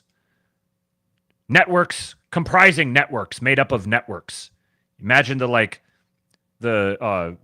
animations of zooming out through the universe. You might start with a planet, and you might zoom out to like a solar system, and you get far enough away from the solar system, and the solar system itself looks like a star, and you keep zooming out, and at each level of resolution, what was once a conglomeration of bodies from far enough away looks like one body. This sort of fractal nodal networks make up all of human societies. We don't usually use the term secret societies. Instead, we use the anodyne managerialist market research team interest groups. Of course, these interest groups are rotely discussed in broad demographic terms, but those broad demographics, the largest semi-coherent networks of all, think black people, foreigners, women. So these are like semi-coherent networks. Women is a network of sorts. But the smaller and more consolidated the networks get, the more defined they get. So those broad demographics, the largest semi-coherent networks of all, serve as semi-arbitrary proxies for deeper lying, tighter knit, better capitalized networks. The broad demographics are the second layer, the not so secret societies. Follow this trend deeper below the surface and you'll quickly realize you're uncovering and burrowing into an upside down triangle. There's deep esoteric significance to this, but that's another essay. What does this have to do with free speech? We're getting there. Remember that governments are formed by cooperation between networks of men. Each member of each network at each layer of resolution commits his capital to that network and cedes some amount of his sovereignty with it, with the tacit agreement that the relationship will remain mutually beneficial. Among the implicit or sometimes explicit terms of the arrangement is the recognition that each member of the coalition will receive an appropriate measure of privacy for internal deliberations, private plans, personal property, etc. Because without those things, there'd be nothing to differentiate them as separate members. So you're coming together and you're ceding some sovereignty over to this larger body. But what sustains your differentiation from that larger body is the things that you keep from that body. So when you form a network, and this could be a business deal, it could be a political coalition, it could be any network of people that are coming together for a common cause, each member of that coalition, of that network, is bringing some capital into it, whether that's financial capital, economic capital, social capital, personal capital, whatever. They're contributing something to it, but they're retaining something as well, which is what continues to define them as an individual member rather than being completely absorbed into the Borg and no longer being one network of many, but a single thing. And this, again, happens at the fractal level. So you have a small coalition. A coalition could be 3 guys who decide to work on a project together. And then those 3 guys may decide, hey, we need help from these other 3 guys. So now those 3 guys join up with the other 3 guys to form a new coalition of 2 members. Maybe they need another 3 guys. So that now you have a coalition of 3, and each one of the 3 is 3 more. So each of these are coalitions, and then micro coalitions form macro coalitions. This is called trust. Men being fallen and ruled by their passions, whether driven by greed, lust for power, grievance, or simple malevolence, or some combination of all of the above, on a long enough timeline, members of the ruling coalition will inevitably begin violating these terms. They begin to plunder the capital of their own coalition. It'll start slowly at first and will likely be received as a minor annoyance. It might even be tolerated as long as there's a give and take. You plunder me a little, I plunder you a little, and we maintain our stasis. It'll make the coalition a little more unstable, but they can keep it going for as long as there's trust in that new, slightly more unstable stasis. But eventually, someone will take it too far. The trust will be broken irreparably. What was once an unstoppable coalition will descend into ever more intensifying rivalrous warfare. If you know your René Girard, you'll know that rivalry is most intense between members who are the most alike. If we were to visualize the current Western context in terms of a medieval fable, all of the lords mutually agreed that no one would be king, and the throne sits empty except for the crown. The lords are seated around the throne, equidistant from it. If a couple of the lords begin subtly scooting closer to the throne, it might be cause for a raised eyebrow. If a handful of lords begin moving between others in the throne, hands might touch hilts. But once a sufficient number begin forcibly restraining the others, it's going to be a brawl. And that brawl will obviously end with one of them wearing the crown. Then the next coalition will form between him and those willing to support him. The rest will be given a chance to submit if he's a gracious man. Otherwise, they will be slaughtered. What this means is that every ruling coalition is comprised of at least some members who resent it, whether because they never wanted to be a part of it in the first place on the front end, or they've recognized they're now being jobbed on the back end. To quote Stormy Waters, where there is power, there will be competition for that power. Here is where free speech comes in. We've established that 1, every society is governed by networks of secret societies, and that 2, at any given time, some members of some networks of some of those secret societies resent their position in that coalition. Those who do are the ones who most value their own privacy and are most protective of what capital they retain from the coalition, what they hold back, what they don't actually cede over to the coalition, the sovereignty that they retain for themselves. They'll cede away some of it, but they want to retain the rest of it. And to maintain a stable coalition, there has to be the spoken or unspoken recognition that everyone is doing this. Everyone is holding something back. It's the leverage that they have. You have to recognize, yes, this other member of the coalition could be secretly plotting behind my back. Just like I could be secretly plotting behind his back. But the trust is the factor that allows us to exist and work together in spite of that possibility.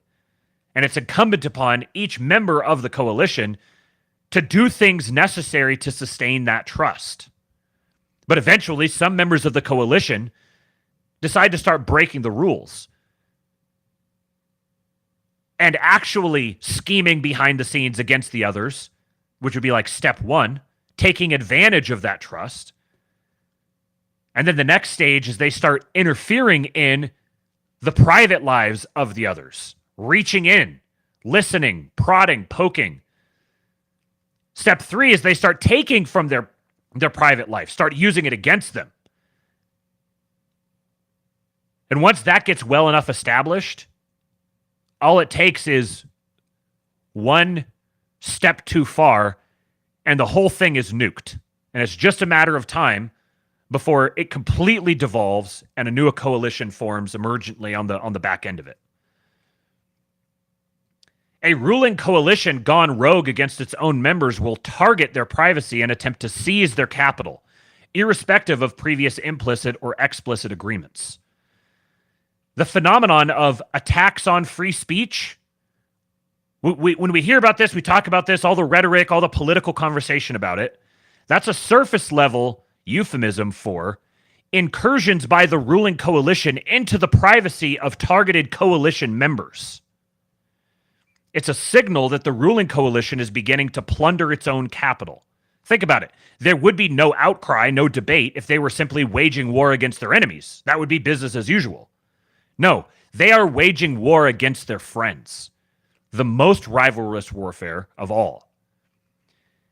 Individual members of our longtime ruling coalition, members here referring to both individuals and individual networks, again, the fractal scale, have been betrayed by other members who have made it clear they will not be permitted to even coordinate privately.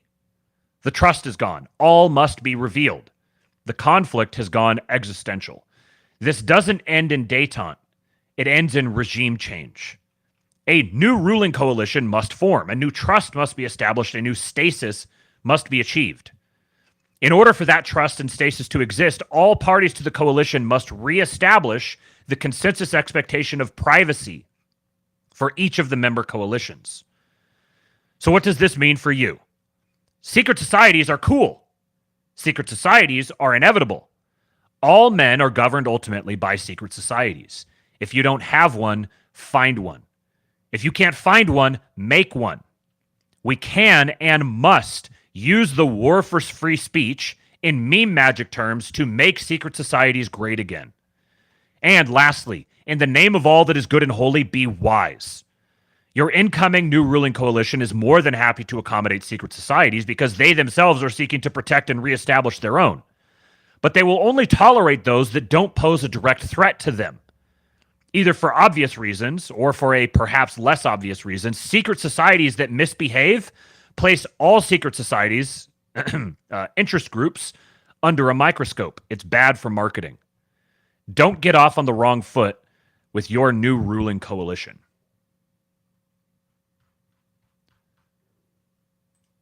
And if you don't have a secret society and you're looking for one, go to kingpilled.com. Join the Kingpilled Secret Society on Discord.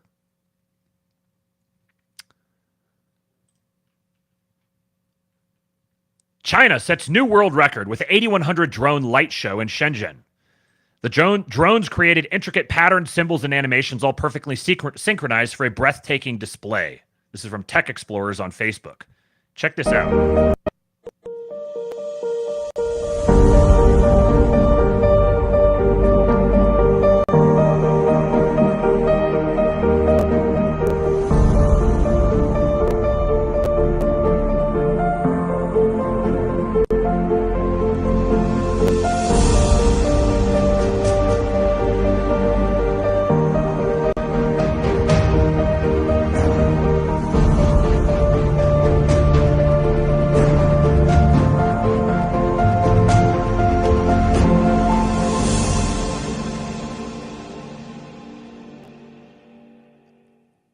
That is really freaking cool. And you know, I miss the days, the depth effects in here are just awesome. This is such a cool achievement. And I miss the days when you could look at this and say, that's really freaking cool. And that would just kind of be the end of it. You remember those days? You remember, I don't know, few decades ago when you'd see some great accomplishment, some great achievement. You know, you go out and you look at the fireworks. You're like, wow, oh, that's so cool. You go to the baseball game and someone sings the national anthem. And you're like, oh, man, what a great moment. What a great atmosphere. That dude's got pipes. I want to live in those days again. Unfortunately, that's not the time we live in. I had the exact same reaction to this as Based Beth Jesus. Guillaume Verdon. He said the dark side of these drone shows are that they are not so subtly a display of military might. We must accelerate the American-made drone industry. So on that subject, Elon Musk says Kafkaesque. What's this a reference to? SpaceX tweets, Starship's fully and rapidly reusable design will exponentially increase humanity's ability to access and utilize outer space. To unlock its full potential and do it rapidly enough to meet commitments to national priorities like NASA's Artemis program, starships need to fly. This delay was not based on a new safety concern, but instead driven by superfluous environmental analysis. EPA has agreed that nothing about the operation of our flame deflector will need to change. Only the name of the permit has changed. This is what lawful stupid means. And this is what Elon says is Kafkaesque. Let's go look at this update from SpaceX. Starships are meant to fly. SpaceX was founded in 2002 to expand access to outer space, not just for government or traditional satellite operators, but for new participants around the globe. Today, we're flying at an unprecedented pace as the world's most active launch services provider. SpaceX is safely and reliably launching astronauts, satellites, and other payloads on missions benefiting life on Earth and preparing humanity for our ultimate goal, to explore other planets in our solar system and beyond. Starship is paramount to making that sci-fi future, along with a growing number of U.S. national priorities, a reality. It is the largest and most powerful space transportation system ever developed, and its fully and rapidly reusable design will exponentially increase humanity's ability to access and utilize outer space. Full reusability has been an elusive goal throughout the history of spaceflight, piling innumerable technical challenges on what is already the most difficult engineering pursuit in human existence. It is rocket science on ludicrous mode. I'll take this moment to remind you of the Stormy Waters Jason conversation last night, 2-Bit podcast. Go watch it if you haven't. If you have, you can now see the subtext here. You understand, again, I said, the secret societies, that the surface layer is the governments and the public companies. Trump and Elon don't make the coalition, they make the coalition possible because they provide a surface layer that you can use to tell a story, that you can use to open up new terrain. Every flight of Starship has made tremendous progress and accomplished increasingly difficult test objectives, making the entire system more capable and more reliable. Our approach of putting flight hardware in the flight environment as often as possible maximizes the pace at which we can learn recursively and operationalize the system. This is the same approach that unlocked reuse on our Falcon fleet of rockets and made SpaceX the leading launch provider in the world today. To do this and do it rapidly enough to meet commitments to national priorities like NASA's Artemis program, starships need to fly. The more we fly safely, the faster we learn. The faster we learn, the sooner we realize full and rapid rocket reuse. Unfortunately, we continue to be stuck in a reality where it takes longer to do the government paperwork to license a rocket launch than it does to design and build the actual hardware. This should never happen and directly threatens America's position as the leader in space. This is bureaucracy blockading military technology. Flight 5. The Starship and Super Heavy vehicles for Flight 5 have been ready to launch since the first week of August. The flight test will include our most ambitious objective yet, attempts to return the Super Heavy booster to the launch site and catch it in mid-air. Returning the booster after launch is a core capability to Starship becoming rapidly and reliably reusable. This will be a singularly novel operation in the history of rocketry. SpaceX engineers have spent years preparing and months testing for the booster catch attempt, with technicians pouring tens of thousands of hours into building the infrastructure to maximize our chances for success. Every test comes with risk, especially those seeking to do something for the first time. SpaceX goes to the maximum extent possible on every flight to ensure that while we are accepting risk to our own hardware, we accept no compromises when it comes to ensuring public safety. It's understandable that such a unique operation would require additional time to analyze from a licensing perspective. Unfortunately, instead of focusing resources on critical safety analysis and collaborating on rational safeguards to protect both the public and the environment, the licensing process has been repeatedly derailed by issues ranging from the frivolous to the patently absurd. At times, these roadblocks have been driven by false and misleading reporting, built on bad faith hysterics from online detractors or special interest groups who have presented poorly constructed science as fact. We recently received a launch license date estimate of late November from the FAA, the government agency responsible for licensing Starship flight tests. This is a more than 2-month delay to the previously communicated date of mid-September. This delay was not based on a new safety concern, but instead driven by superfluous environmental analysis. The 4 open environmental issues are illustrative of the difficulties launch companies face in the current regulatory environment for launch and re-entry licensing. Steel and water. Starship's water-cooled steel flame deflector has been the target of false reporting, wrongly alleging that it pollutes the environment or has operated completely independent of regulation. This narrative omits fundamental facts that have either been ignored or intentionally misinterpreted. At no time did SpaceX operate the deflector without a permit. SpaceX was operating in good faith under a multi-sector general permit to cover deluge operations under the supervision of the Texas Commission on Environmental Quality. SpaceX worked closely with TCEQ to incorporate numerous mitigation measures prior to its use, including the installation of retention basins, construction of protective curbing, plugging of outfalls during operations, and use of only potable or drinking water that does not come into contact with any industrial processes. A permit number was assigned and made active in July of 2023. TCEQ officials were physically present at the first testing of the deluge system and given the opportunity to observe operations around launch. The water-cooled steel flame deflector does not spray pollutants into the surrounding environment. Again, it uses literal drinking water. Outflow water has been sampled after every use of the system and consistently shows negligible traces of any contaminants, and specifically that all levels have remained below standards for all state permits that would authorize discharge. TCEQ, the FAA, and the U.S. Fish and Wildlife Service evaluated the use of the system prior to its initial use and during tests and launch, and determined it would not cause environmental harm. When the EPA issued its administrative order in March of 2024, it was done before seeking a basic understanding of the facts of the water-cooled steel flame deflector's operation, or acknowledgement that we were operating under the Texas Multi-Sector General Permit.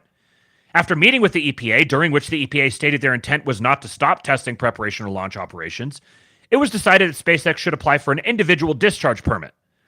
Despite our previous permitting, which was done in coordination with TCEQ, and our operation having little to nothing in common with industrial waste discharges covered by individual permits, we applied for an individual permit in July of 2024. The subsequent fines levied on SpaceX by TCEQ and the EPA are entirely tied to disagreements over paperwork. We chose to settle so that we could focus our energy on completing the missions and commitments that we have made to the U.S. government, commercial customers, and ourselves. Paying fines is extremely disappointing when we fundamentally disagree with the allegations, and we are supported by the fact that EPA has agreed that nothing about the operation of our flame deflector will need to change. Only the name of the permit has changed. The people who are putting the chemicals in the water that turn the frickin' frogs gay are also standing in the way of the development of crucial military technology. Do you understand the secret societies that are riled up about this? This is not just, stupid libtards and their environmentalism. This is a form of warfare. This is a military conflict. We're seeing the surface level of it. It's happening through the bureaucracy. But that is effectively what it is. Good steward. No launch site operates in a vacuum. As we have built up capacity to launch and developed new sites across the country, we have always been committed to public safety and mitigating impacts to the environment. At Starbase, we implement an extensive list of mitigations developed with federal and state agencies, many of which require year-round monitoring and frequent updates to regulators in consultation with independent biological experts. It's a jobs program for gay people. The list of measures we take just for operations in Texas is over 200 items long, including constant monitoring and sampling of the short and long-term health of local flora and fauna. The narrative that we operate free of or in defiance of environmental regulation is demonstrably false. Meta Prime says Elon needs to tell them to get bent. And that's what's coming. They're playing ball. They're going to speak this language. We've been committed to public safety and mitigating impacts to the environment. What's coming is fuck your environment, we're building our rockets. Environmental regulations and mitigations serve a noble purpose, stemming from common sense safeguards to enable progress while preventing undue impact to the environment. However, with the licensing process being drawn out for Flight 5, we find ourselves delayed for unreasonable and exasperating reasons. On Starship's fourth flight, the top of the Super Heavy booster, commonly known as the hot stage, was jettisoned to splash down on its own in the Gulf of Mexico. The hot stage plays an important part in protecting the booster during separation from Starship's upper stage before detaching during the booster's return flight. This is such an engineering marvel. The people doing this are absolute geniuses. This operation was analyzed thoroughly ahead of Starship's fourth flight, specifically focused on any potential impact to protected marine species. Given the distribution of marine animals in the specific landing area and comparatively small size of the hot stage, the probability of a direct impact is essentially zero. This is something previously determined as standard practice by the FAA and the National Marine Fisheries Service for the launch industry at large, which disposes of rocket stages and other hardware in the ocean on every single launch, except, of course, for our own Falcon rockets, which land and are reused. The only proposed modification for Starship's fifth flight is a marginal change in the splashdown location of the hot stage, which produces no increase in likelihood for impacting marine life. So basically, there's essentially zero chance that the splashdown is going to land on a fish or a shark or a whale or a dolphin or whatever, or a jellyfish. There's essentially zero chance that that will actually happen. And this is part of the iterative process so they could get to where they don't have to do the splashdowns, period. They can land everything without that impact. But they can't do this without being able to iterate through this process. So it's acknowledged that there will be no negative effects of this. And it's implicit that this has to happen so that we can get to the place where even this doesn't have to happen.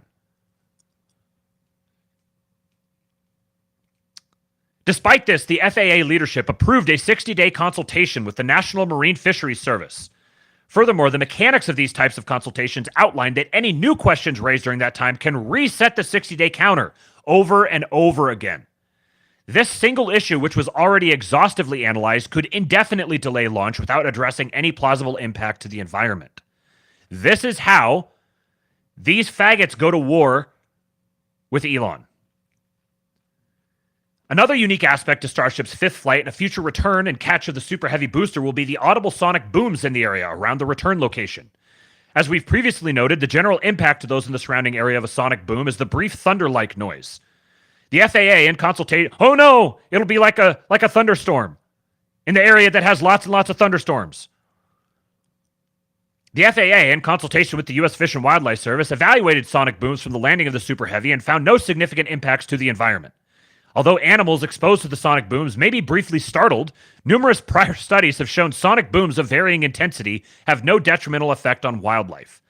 Despite this documented evidence, the FAA leadership approved an additional 60-day consultation with U.S. Fish and Wildlife as a slightly larger area could experience a sonic boom.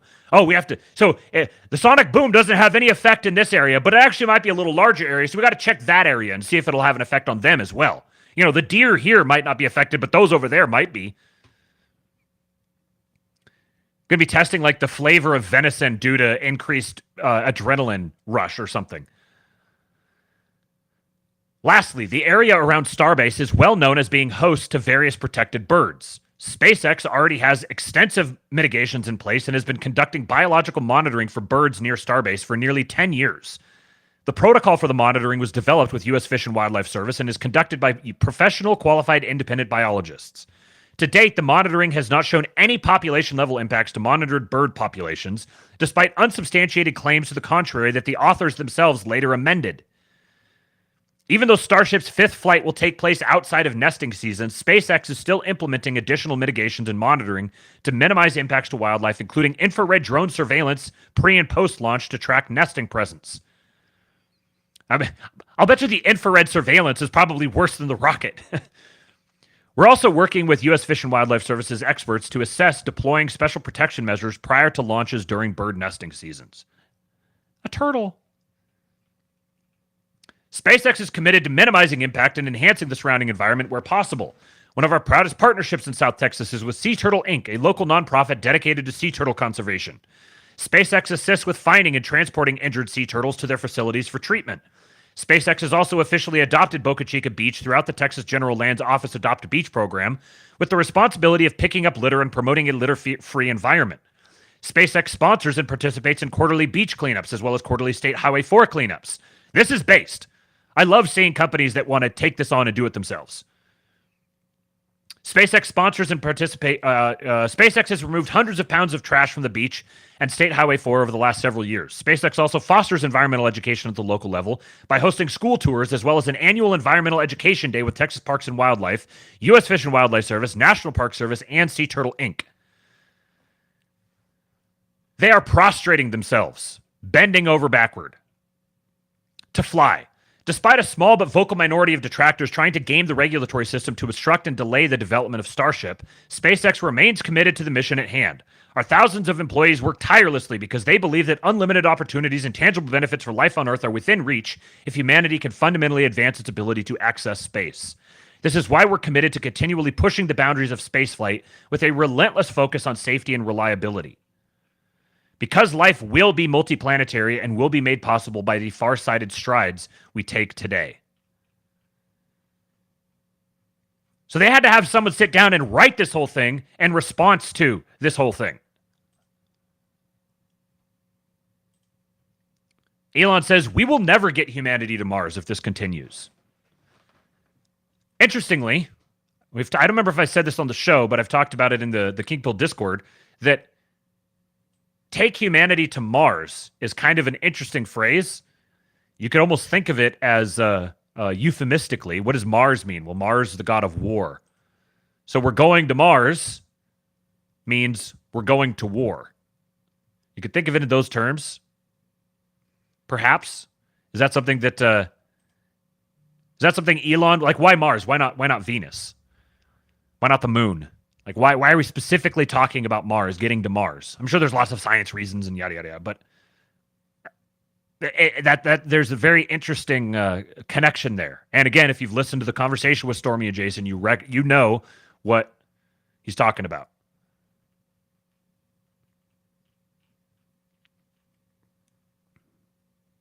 CJ Engel, why don't you spend your resources on solving Earth's problems instead of playing Star Wars? Playing Star Wars is a proxy for solving Earth's problems. Because if they weren't playing Star Wars, they wouldn't have the incentive to solve Earth's problems. The playing of Star Wars is what's creating the vector for the things that are necessary to get us to the point where we can solve those problems. Yeah. More election interference. If you supported Kamala, it would be good to go. Shout out Meta Prime. Launch anyway. These people are all bark, no bite, and everyone would support you telling them to pound sand. And we're probably not far from that. All right. Getting ready to start wrapping things up here. Here is the subject that we're going to be learning about in the Schizo stream tomorrow evening in the King Pill Discord. We do a Schizo stream every night. We find some interesting little Schizo rabbit hole to go down, watch a video on it, and then discuss, and usually wind up being up until 2 or 3 in the morning. People come in and out. If you want to be a part of that, this is what we are going to be watching tomorrow. There's a longer video associated with this subject.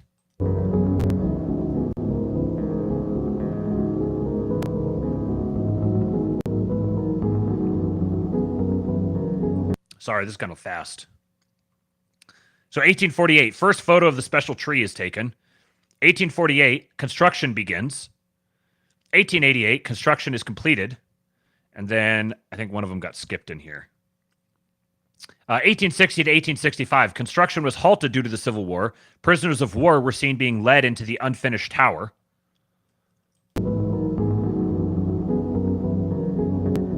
Construction's completed. 1910, the Washington Monument becomes a major tourist attraction. Hear the music within its walls. 1910 to 1971, 20 individuals go missing while visiting the Washington Monument. The missing visitors are known as Washington absentees.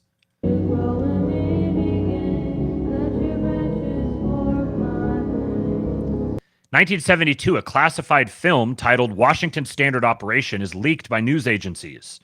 Monument entrance door. Sound waves.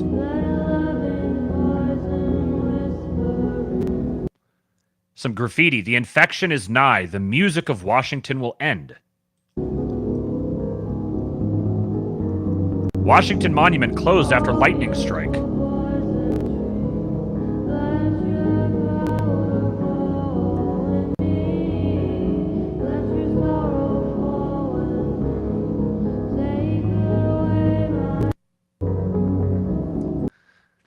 So I've got a video that goes into this in greater detail. That is what we're going to watch for the Schizo stream tomorrow evening. Kingpill Discord. Go to kingpill.com. every member of the Discord is invited to the Schizo stream. We usually go live about 8 p.m. or so Central Time on Friday night. Mock Globe, Monument Mythos. That's the phrase. Monument Mythos. I haven't watched it yet. I'm saving it. I have no idea what we're going to get into. That's what makes it so fun. It's best when I'm coming into it completely having no idea what's going to happen. Sometimes it just flops on its face and it's like, wow, this is terrible. This isn't interesting at all. This was a shame. But that's part of the fun of the game is finding out whether it's going to be good or not. Okay, a couple things for you guys personally. A couple little business, personal development sort of framing things. First one. I don't know who this guy is. I just saw a tweet of his that was pretty good.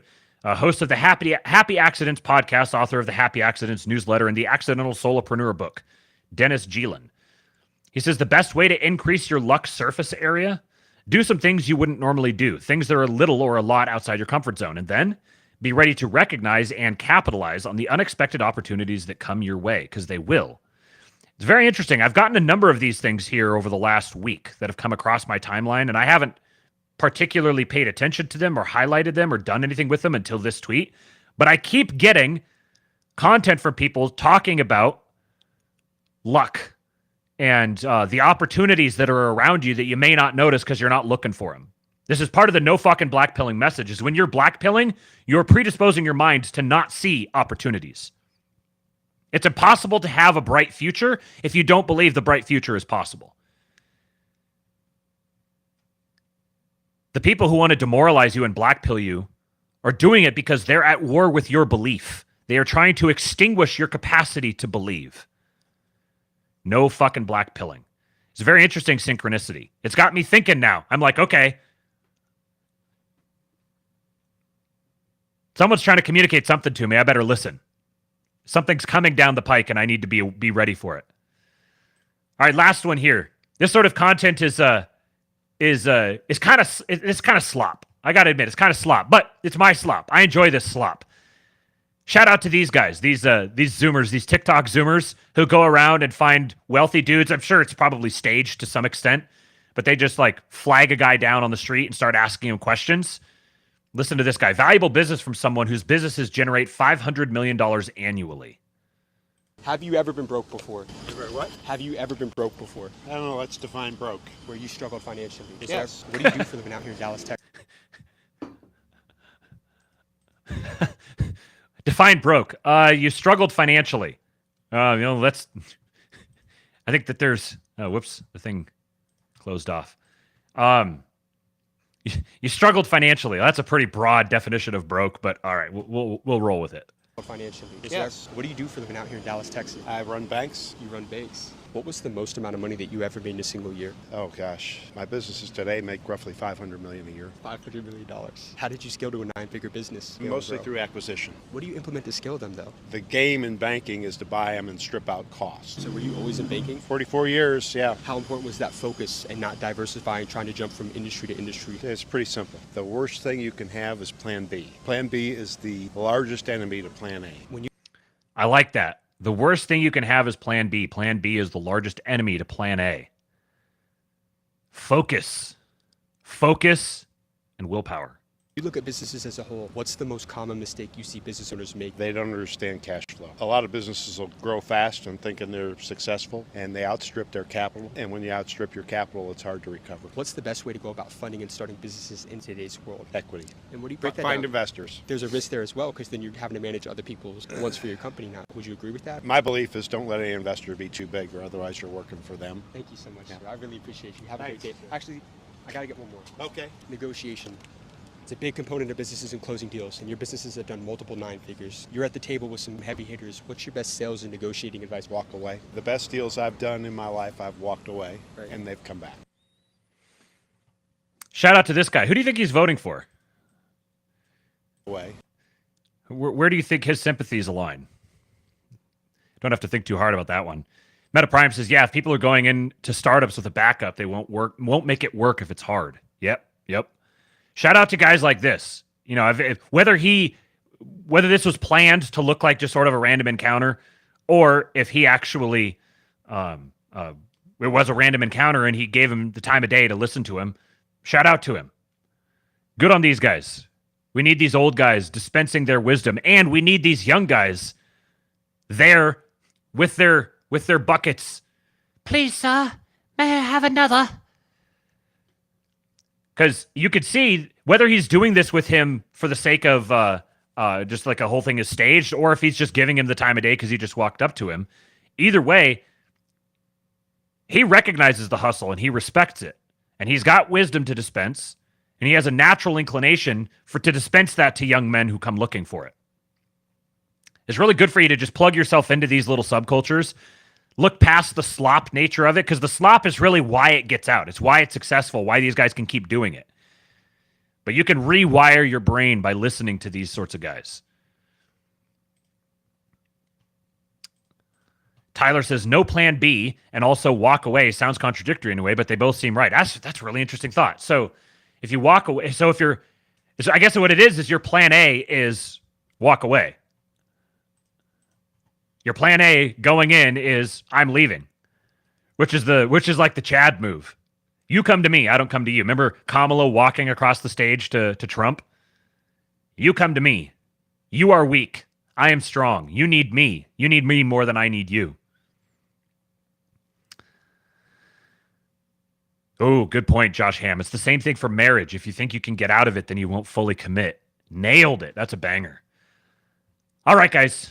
I appreciate you showing up. Appreciate everyone who's sharing the show, commenting on it, interacting with it. Hit the like button. We got 154 watching and 87 likes. Let's get it up to 100 before I give you guys Hulk. I appreciate all the support. Follow me on Twitter at RealKingPilled. Join the Kingpill Discord once again. Go to kingpill.com. And I will be back here tomorrow. I'm watching the like counter. It's at 86. Come on. We need 14 more. 90. There we go. Come on, folks. Hit that like button. Let's get it up. Let's get it up. I'll give you Hulk. I'm pulling up the video. I'm going to give him to you just as soon as we hit 100. We're at 91. There's 153 out there. 91 likes. 92. There we go. Keep it coming. Keep it coming. You guys could do it. Hulk is waiting for you. 94. 94. Come on.